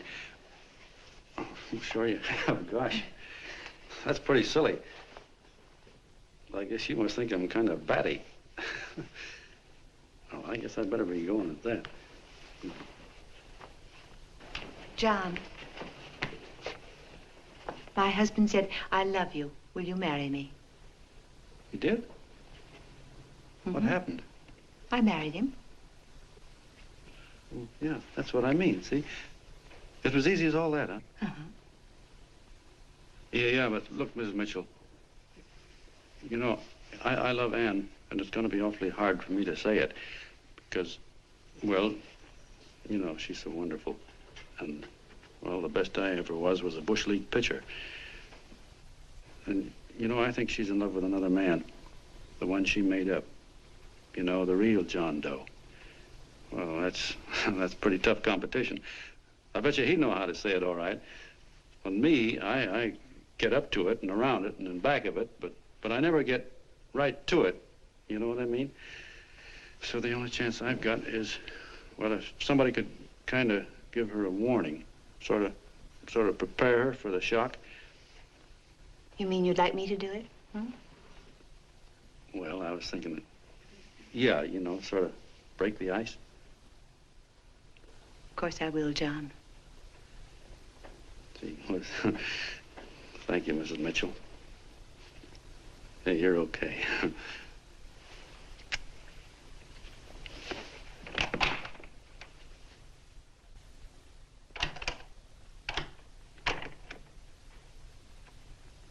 This John Doe meeting is going to be one of the biggest things that ever happened. Why, they're coming from all over. Trains, boxcars, wagons. Look out! Hello, bodyguards. Hey, had your dinner yet? Not yet. Oh, that's all right. Well, look, no, go ahead and have your dinner. Wait a minute, John.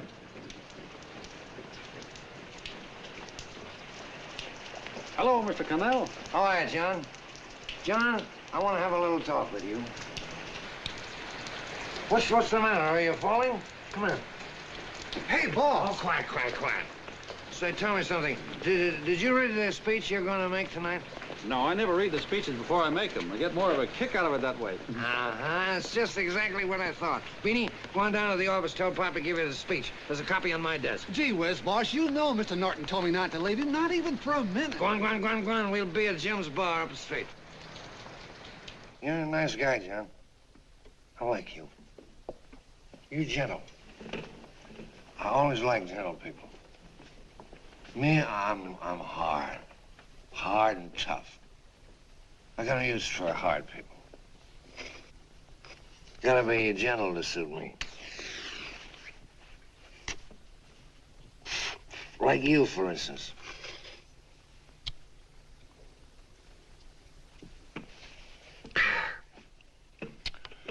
Yep, I'm hard. But you want to know something? I've got a weakness.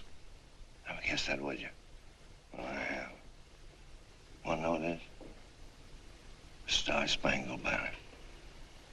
Screw you, huh?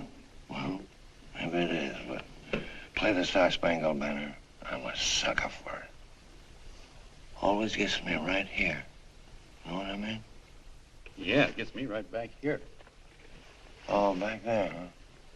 Well, every man to his own taste. You weren't old enough. You weren't old enough for the World War, were you, Jim? No, of course not. No, you must have been just kidding. I was just ripe and raring to go. You know what my old man did when I joined up? He joined up, too. Got to be a sergeant. And here's a kick for you. We were in the same outfit. Funny, huh? Hmm?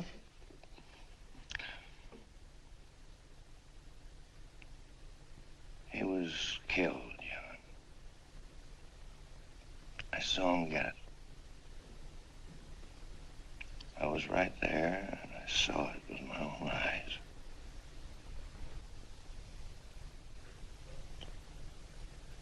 Me, I came out without a scratch. That is, excepting my ulcers.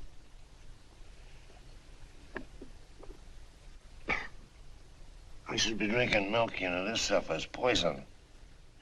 Hey, Tubby. Yes, Mr. Connell. What do you say, huh? All right. Yep, I'm a sucker for this country.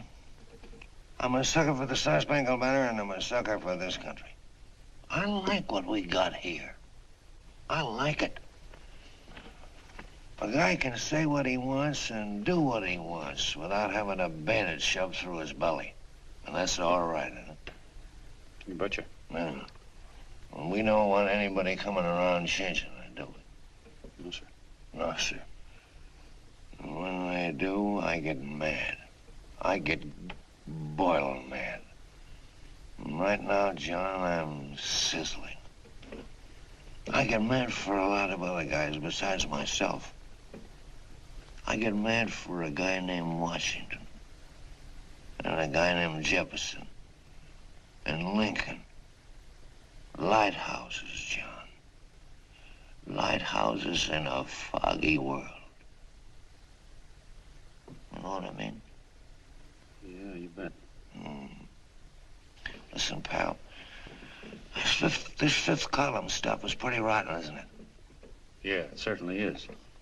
And you'd feel like an awful sucker if you found yourself marching right in the middle of it, wouldn't you? You. Of course, you wouldn't know it because you're gentle. But that's what you're doing. You're mixed up with a skunk, my boy. A no-good, dangerous skunk. Say, you're not talking about Mr. Norton, are you? I'm not talking about his grandfather's pet poodle. You must be wrong, Mr. Cannell. Because he's been marvelous about the John Doe clubs. Yeah? Say, you're sold on this John Doe idea, aren't you? Sure. Sure. I don't blame you. So am I. It's a beautiful miracle. A miracle that can only happen right here in the good old USA. And I think it's terrific. What do you think of that? Me, hard-boiled Cannell, and I think it's plenty terrific. All right. Now, supposing a certain unmentionable worm whose initials are DB was trying to use that to shove his way into the White House so he could put the screws on, so he could turn out the lights in those lighthouses. What would you say about that, huh? Nobody's going to do that, Mr. Cannell. They can't use the John Doe clubs for politics. That's the main idea. Is that so? Then what's a big political boss like Hammer doing in town? And a labor leader like Bennett? And a lot of other big shots are up at DB's house right now. Wolves, John. Wolves. Waiting to cut up the John Does. Wait till you get a gander at the speech you're going to make tonight. You're all wet. Miss Mitchell writes those speeches. Nobody can make her write that kind of stuff. They can't, huh? Who do you think writes them? My Aunt Emma? I know she writes them. And gets a big bonus for doing them, too. A mink coat and a diamond bracelet. Don't write them. Why, that gold-grabbing dame would double-cross her own mother for a handful of Chinese yams. Shut up. If you weren't drunk, I'd... Hey, boss. Here's the speech, boss. Hey. Go on and read it, John, and then start socking. Hey, wait a minute, Mr. Doe. Tubby? Yes, sir. Better bring me a glass of milk. I'm smoking too much. Yes, Charlie? Got everything all set? Fine. John Doe been taken care of? Good. How many people do you think will be there? 15,000? Oh, my, that's fine. Now, listen, Charlie. As soon as John Doe stops talking about me, I want you to start that demonstration. And make it a big one, you understand? Don't worry about that, DB. My boys are there. They'll take care of it. What? Yes, I'll be there 15 minutes after I get your call. Why, Mr. Doe. Where are they? In the dining room, sir.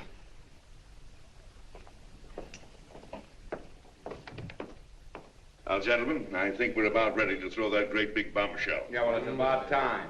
Even a conservative estimate shows that we can count on anywhere between 10 and 20 million John Doe votes. Now, add to that the labor vote that Mr. Bennett will throw in, and the votes controlled by Mr. Hammett and the rest of you gentlemen in your own territories, and nothing can stop us. As I said before, I'm with you, providing you can guarantee the John Doe vote. Don't worry about that. You can count on me on one condition. Little Bennett's got to be taken care of. Didn't I tell you that everybody in this room would be taken care of? My agreement with you gentlemen stands. I'm with you, DB, but I still think it's a very daring thing we're attempting. These are daring times, Mr. Barrington. We're coming to a new order of things. There's too much talk been going on in this country. Too many concessions have been made. What the American people need is an iron hand. You're right. That's true. You're quite right, Levy. Discipline. Right. And now, may I offer a little toast to Miss Ann Mitchell, the brilliant and beautiful lady who is responsible for all this. Mr. Norton, I'd like to talk to you alone for a minute. Oh, Miss Mitchell has something to say to us. Let's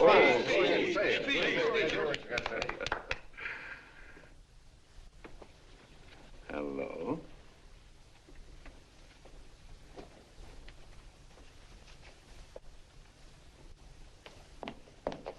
John, I'm so glad to see you. I was terribly worried. Did you write this? Yes, I did, John, but I had no idea what was going on. You didn't? No. That's a swell bracelet you're wearing. John, why aren't you at the convention?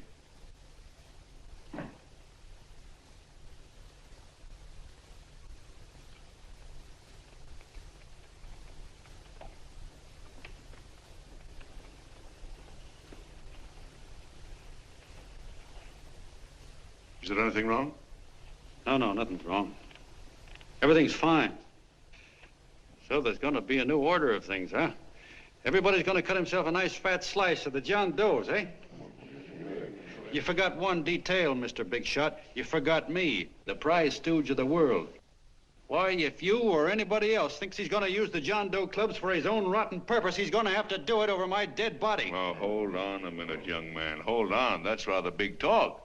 I started the John Doe clubs with my money, and I'll decide whether or not they're being properly used. No, you won't. You're through deciding anything. And what's more, I'm going down to that convention, and I'm going to tell those people exactly what you and all your fine feathered friends here are trying to cook up for them. And I'm going to say it in my own words this time. Stop it, baby. You ruined us, Stevie. Wait a minute, fella. My uncle wants to talk to you. Listen to me, my son. Before you lose your head completely, may I remind you that I picked you up out of the gutter and I can throw you right back there again? You've got a nerve accusing people of things. These gentlemen and I know what's best for the John Does of America, regardless of what tramps like you think. Get off that righteous horse of yours and come to your senses. You're the fake. We believe in what we're doing.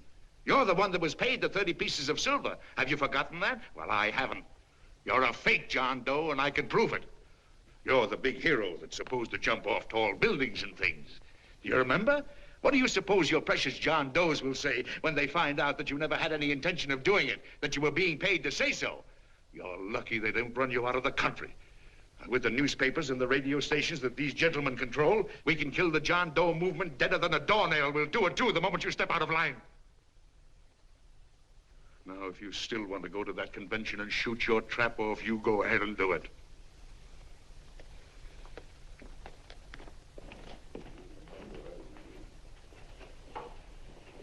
You mean to tell me you'd try to kill the John Doe movement if you can't use it to get what you want? You bet your bottom dollar we would.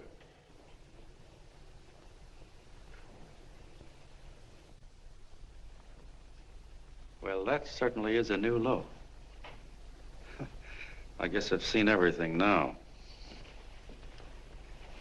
You sit there back of your big cigars and think of deliberately killing an idea that's made millions of people a little bit happier.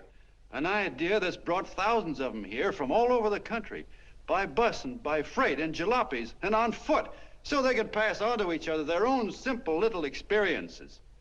Why, look, I'm just a mug and I know it, but I'm beginning to understand a lot of things. Why, your type's as old as history. If you can't lay your dirty fingers on a decent idea and twist it and squeeze it and stuff it into your own pocket, you slap it down. Like dogs, if you can't eat something, you bury it. Why, this is the one worthwhile thing that's come along. People are finally finding out that the guy next door isn't a bad egg. That's simple, isn't it? And yet a thing like that's got a chance of spreading till it touches every last doggone human being in the world, and you talk about killing it. Why, when this fire dies down, what's going to be left? More misery, more hunger, and more hate. And what's to prevent that from starting all over again? Nobody knows the answer to that one, and certainly not you with those slimy, bollocksed up theories you got. The John Doe idea may be the answer, though. It may be the one thing capable of saving this cockeyed world. Yet you sit back there on your fat hulks and tell me you'll kill it if you can't use it. Well, you go ahead and try. You couldn't do it in a million years with all your radio stations and all your power. Because it's bigger than whether I'm a fake. It's bigger than your ambitions, and it's bigger than all the bracelets and fur coats in the world. You bet it is, John. And that's exactly what I'm going down there to tell those people. Governor, you ungrateful rat. My uncle's been too good. Getting away. Give me the bulletin. John! I've always told you, D.B., you're playing with dynamite. Which way? All right, now, girl, get away. Before he gets through tonight, he'll rule us all. I'll stop him cold. Don't worry, I've been ready for this. John! Oh, John, please listen to me.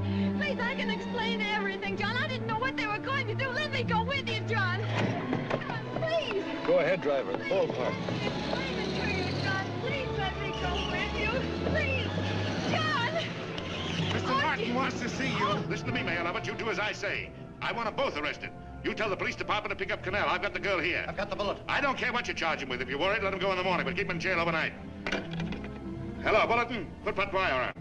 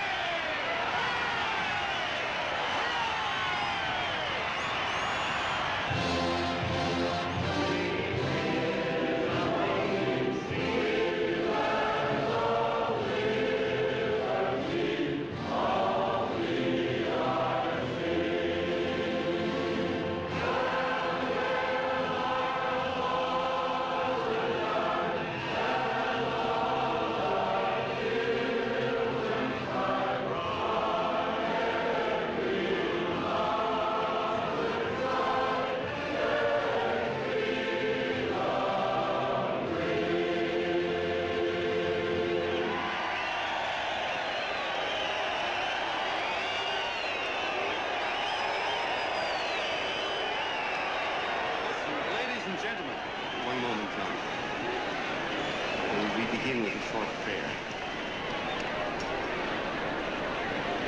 Quiet, please.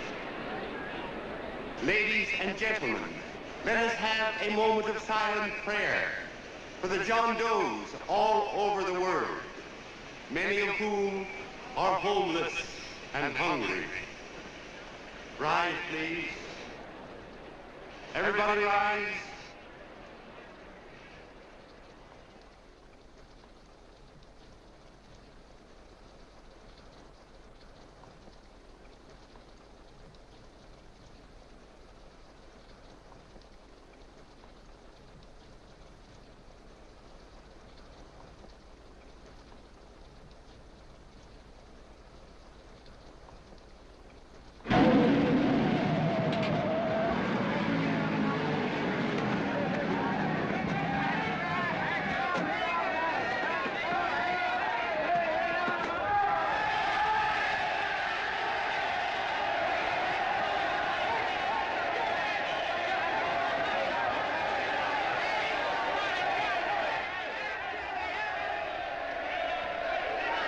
Newsboys.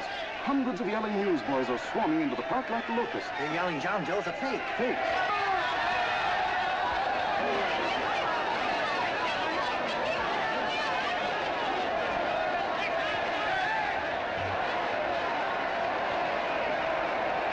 Federal investigation urged by Chamber of Commerce. How could he be a fake? It must be some kind of a gag. A what? A gag. A gag.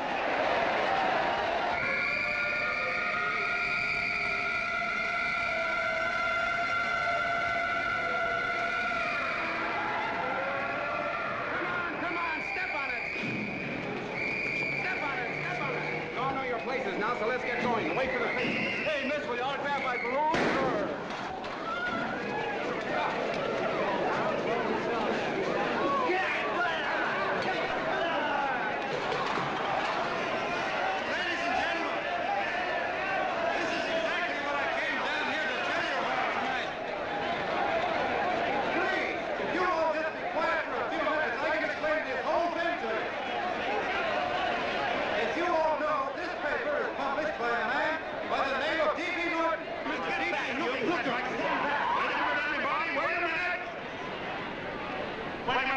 Gentlemen,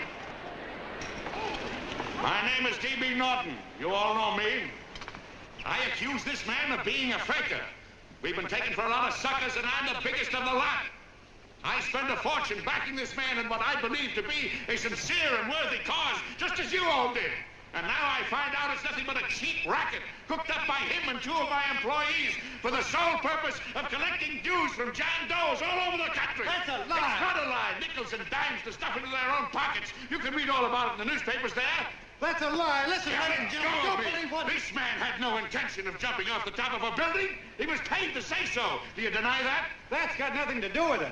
Were you paid for it or weren't you? Yes, I was paid, but there And what about the suicide note? You didn't write that either. What difference Did you write it or didn't you? No, I didn't write it. Now, you bet your life you didn't. You look in your papers, ladies and gentlemen, and you'll find Miss Nixon's signed confession that she was the one who wrote it. Listen, folks, it's a fact that I didn't write the letter. There, you see, he admits it. You're a fake, John Doe. Now, for what you have done to all these good people, they ought to run you out of the country. And I hope they do it.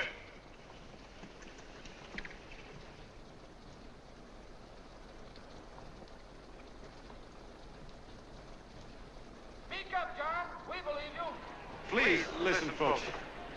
Now that he's through shooting over his face, I've got a couple of things to tell you about. Come on, the rest of you get in here and riot. Break this crowd up. Come on. I'm sorry, folks, but we can't hear him anymore. Something's gone wrong with the loudspeakers. John Doe's a fake. Boo! They can't hear me. Boo! This thing's not working. Ladies and gentlemen.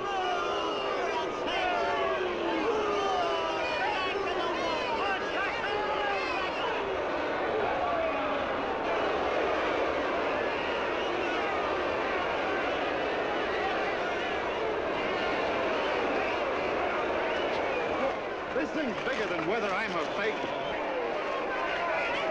Look, Crick, you believe me, don't you? Sure, I believe you. Walking my legs off, digging up 5,000 signatures for a phony. Well, there you are, Mr. Doe. 5,000 names asking you not to jump off any roof. It makes no difference, Bert. The idea's still good. We don't have to give up our club. Yeah, well, you can have it. They're starting to throw things. Somebody's going to get hurt. I'm afraid it'll be John Doe. Listen to that mob. I've got to go to him. All right, lady. Can't let you out. Oh, let me go. I want to go to him. Oh, please. Please let me go. They're crucifying him. I can help him. Sorry, sister, we got orders to hold. Orders from who? Can't you see it's a framer? Oh, mother, they won't let me go. They won't let me go. Listen, folks. You gotta listen to me, everybody. Back to the jungle, you hobo! Just another racket! Stick to your clubs. We've been fed baloney so long, we're getting used to it.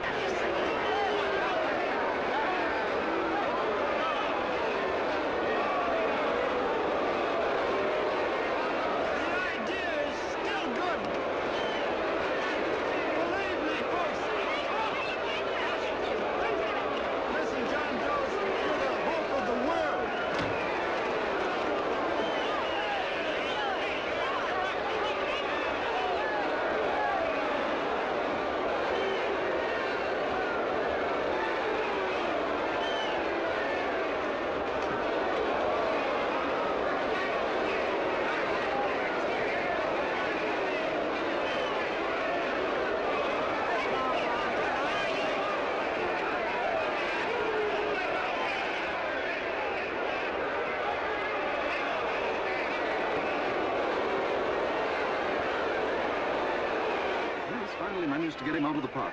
But if that boy isn't hurt, it'll be a miracle. Ladies and gentlemen, this certainly looks like the end of the John Doe movement. Well, boys, you can chalk up another one to the Pontius Pilates.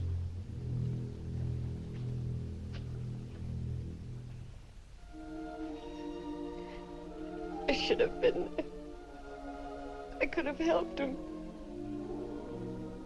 He was so all alone.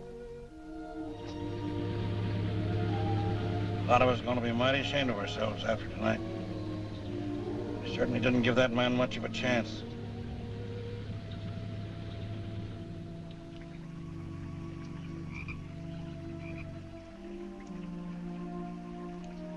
Have some more coffee, Long John? No thanks, Carl.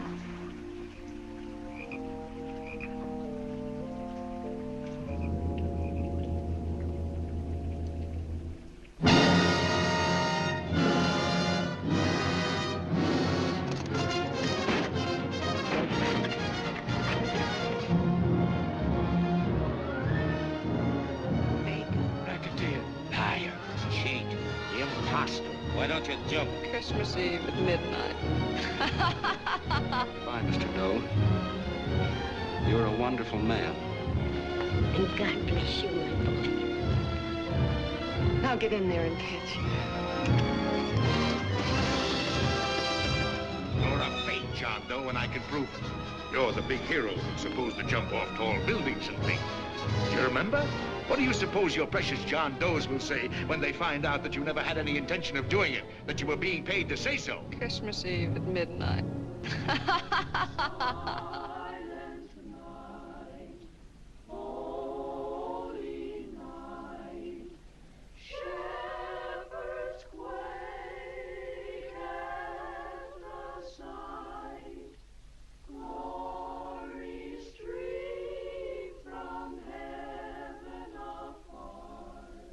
Merry Christmas, son.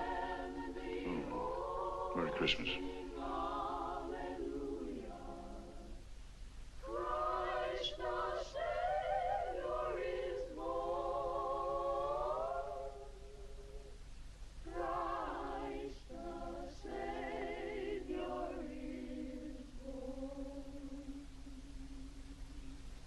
Thank you, sir.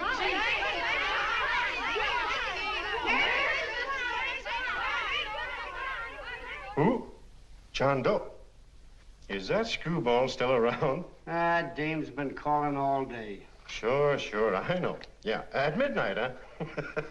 Okay, lady. We'll have the place surrounded with nets. They're laughing at me.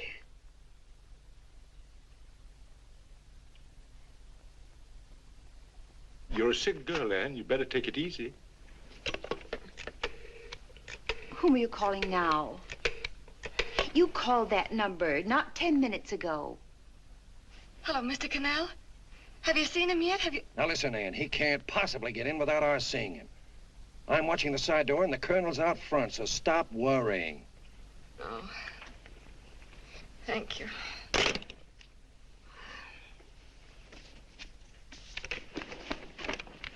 What, Ann? Anne, don't be foolish.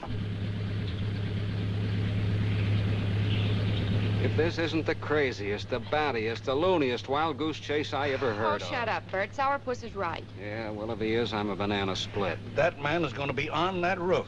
Don't ask me how I know. I just know, and you know it as well as I do. Sure. I'd like to believe in fairy tales, but a guy that's a fake isn't going to jump off any roof. I don't think he was any fake, not with that face. And anyway, what he stood for wasn't a fake. Okay, honey, okay.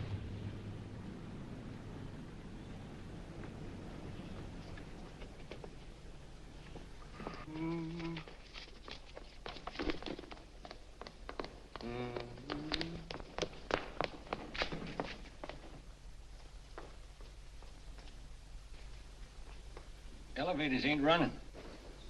Colonel, You shouldn't have got out of bed, miss. has he been here? No. Have you seen him? I ain't seen him for a week. Where's Canal? He's watching the other door. Oh, gee, you're swell. Oh. No sense in going up there. I've been here for hours. He ain't here. Let me go, will you? Now, that's crazy. It's 14 floors.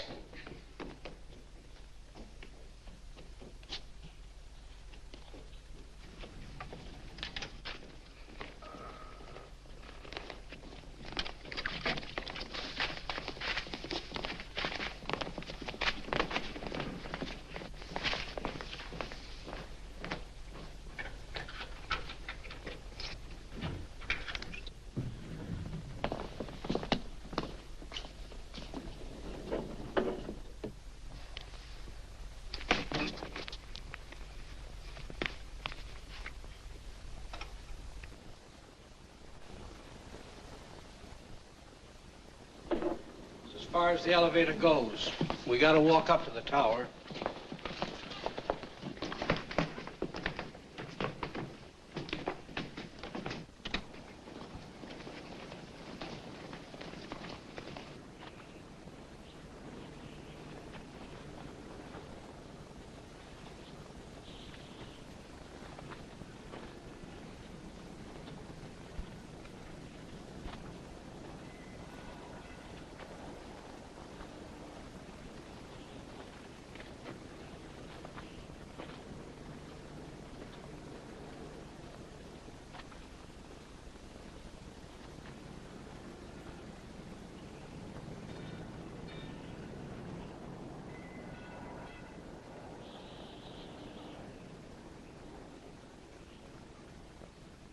That tramp was probably full of Christmas cheer and asleep in some flop house. Let's go. I've got to decorate my tree.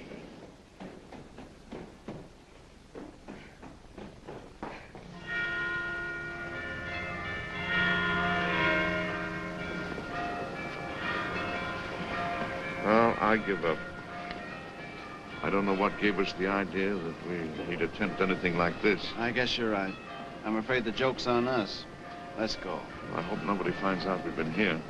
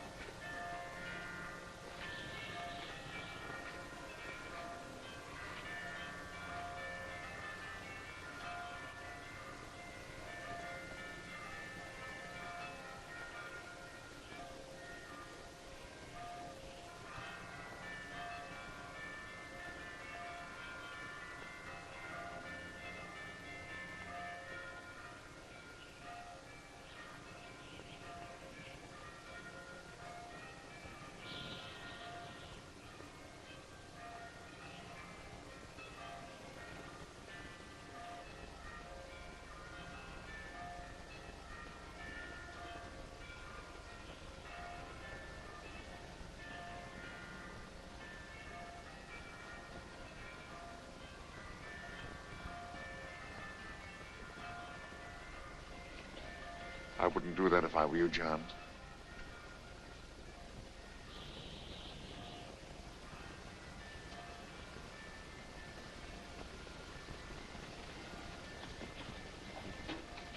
It'll do you no good. The mayor has policemen downstairs with instructions to remove all marks of identification you may have on your person. You'll be buried in Potter's Field and you will have accomplished nothing.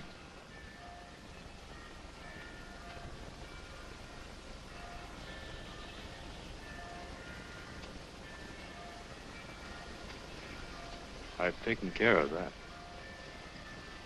I've already mailed a copy of this letter to Mr. Cannell. John, why don't you forget this foolishness? Stop right where you are, Mr. Norton, if you don't want to go overboard with me.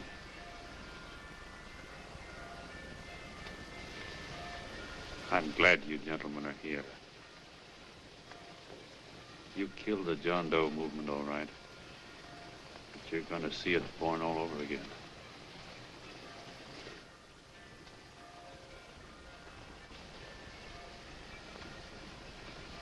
Now, take a good look, Mr. Norton. John! John! Oh, John, no, I won't let you. I love you, darling. Oh, please. Please don't give up. We'll start all over again. Just you and I. It isn't too late. The John Doe movement isn't dead yet. You see, John, it isn't dead or they wouldn't be here. It's alive in them. They kept it alive by being afraid of. That's why they came up here. Oh, killed it was dishonest. But we can start clean now. Just you and I. It'll grow, John, and it'll grow big because it'll be honest this time. Oh, John, if it's worth dying for, it's worth living for. Oh, please, John. Oh. Oh, please, please, God, help me. John, look at me. You want to be honest, don't you? Well, you don't have to die to keep the John Doe idea alive. Someone already died for that once. The first John Doe. And he's kept that idea alive for nearly 2,000 years. It was he who kept it alive in them. And he'll go on keeping it alive forever and always. For every John Doe movement these men kill, a new one will be born. That's why those bells are ringing, John. They're calling to us. Not to give up, but to keep on fighting, to keep on pitching. Oh, don't you see, darling? This is no time to give up. You and I, John, we... Oh, no. No, John. If you die, I want to die, too. Oh, I love you. Oh, John.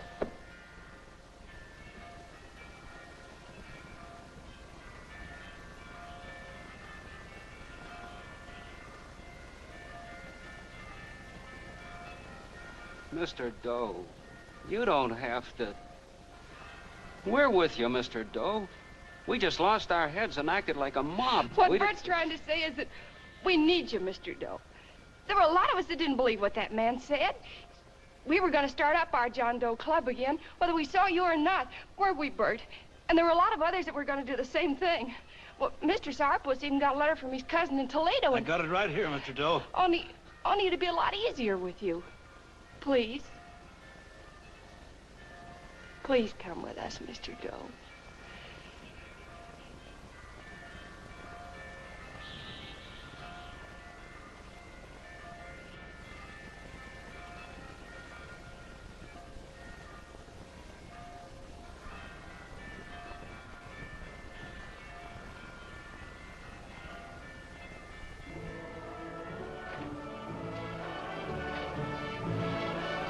Long John. Mr. Doe. Here, we'll help you with it. She'll be all right. Mr. Doe, take her right down to the car. And right up. Look, we got a car right down to where it is. Lay on, Norton. The people. Try and lick that.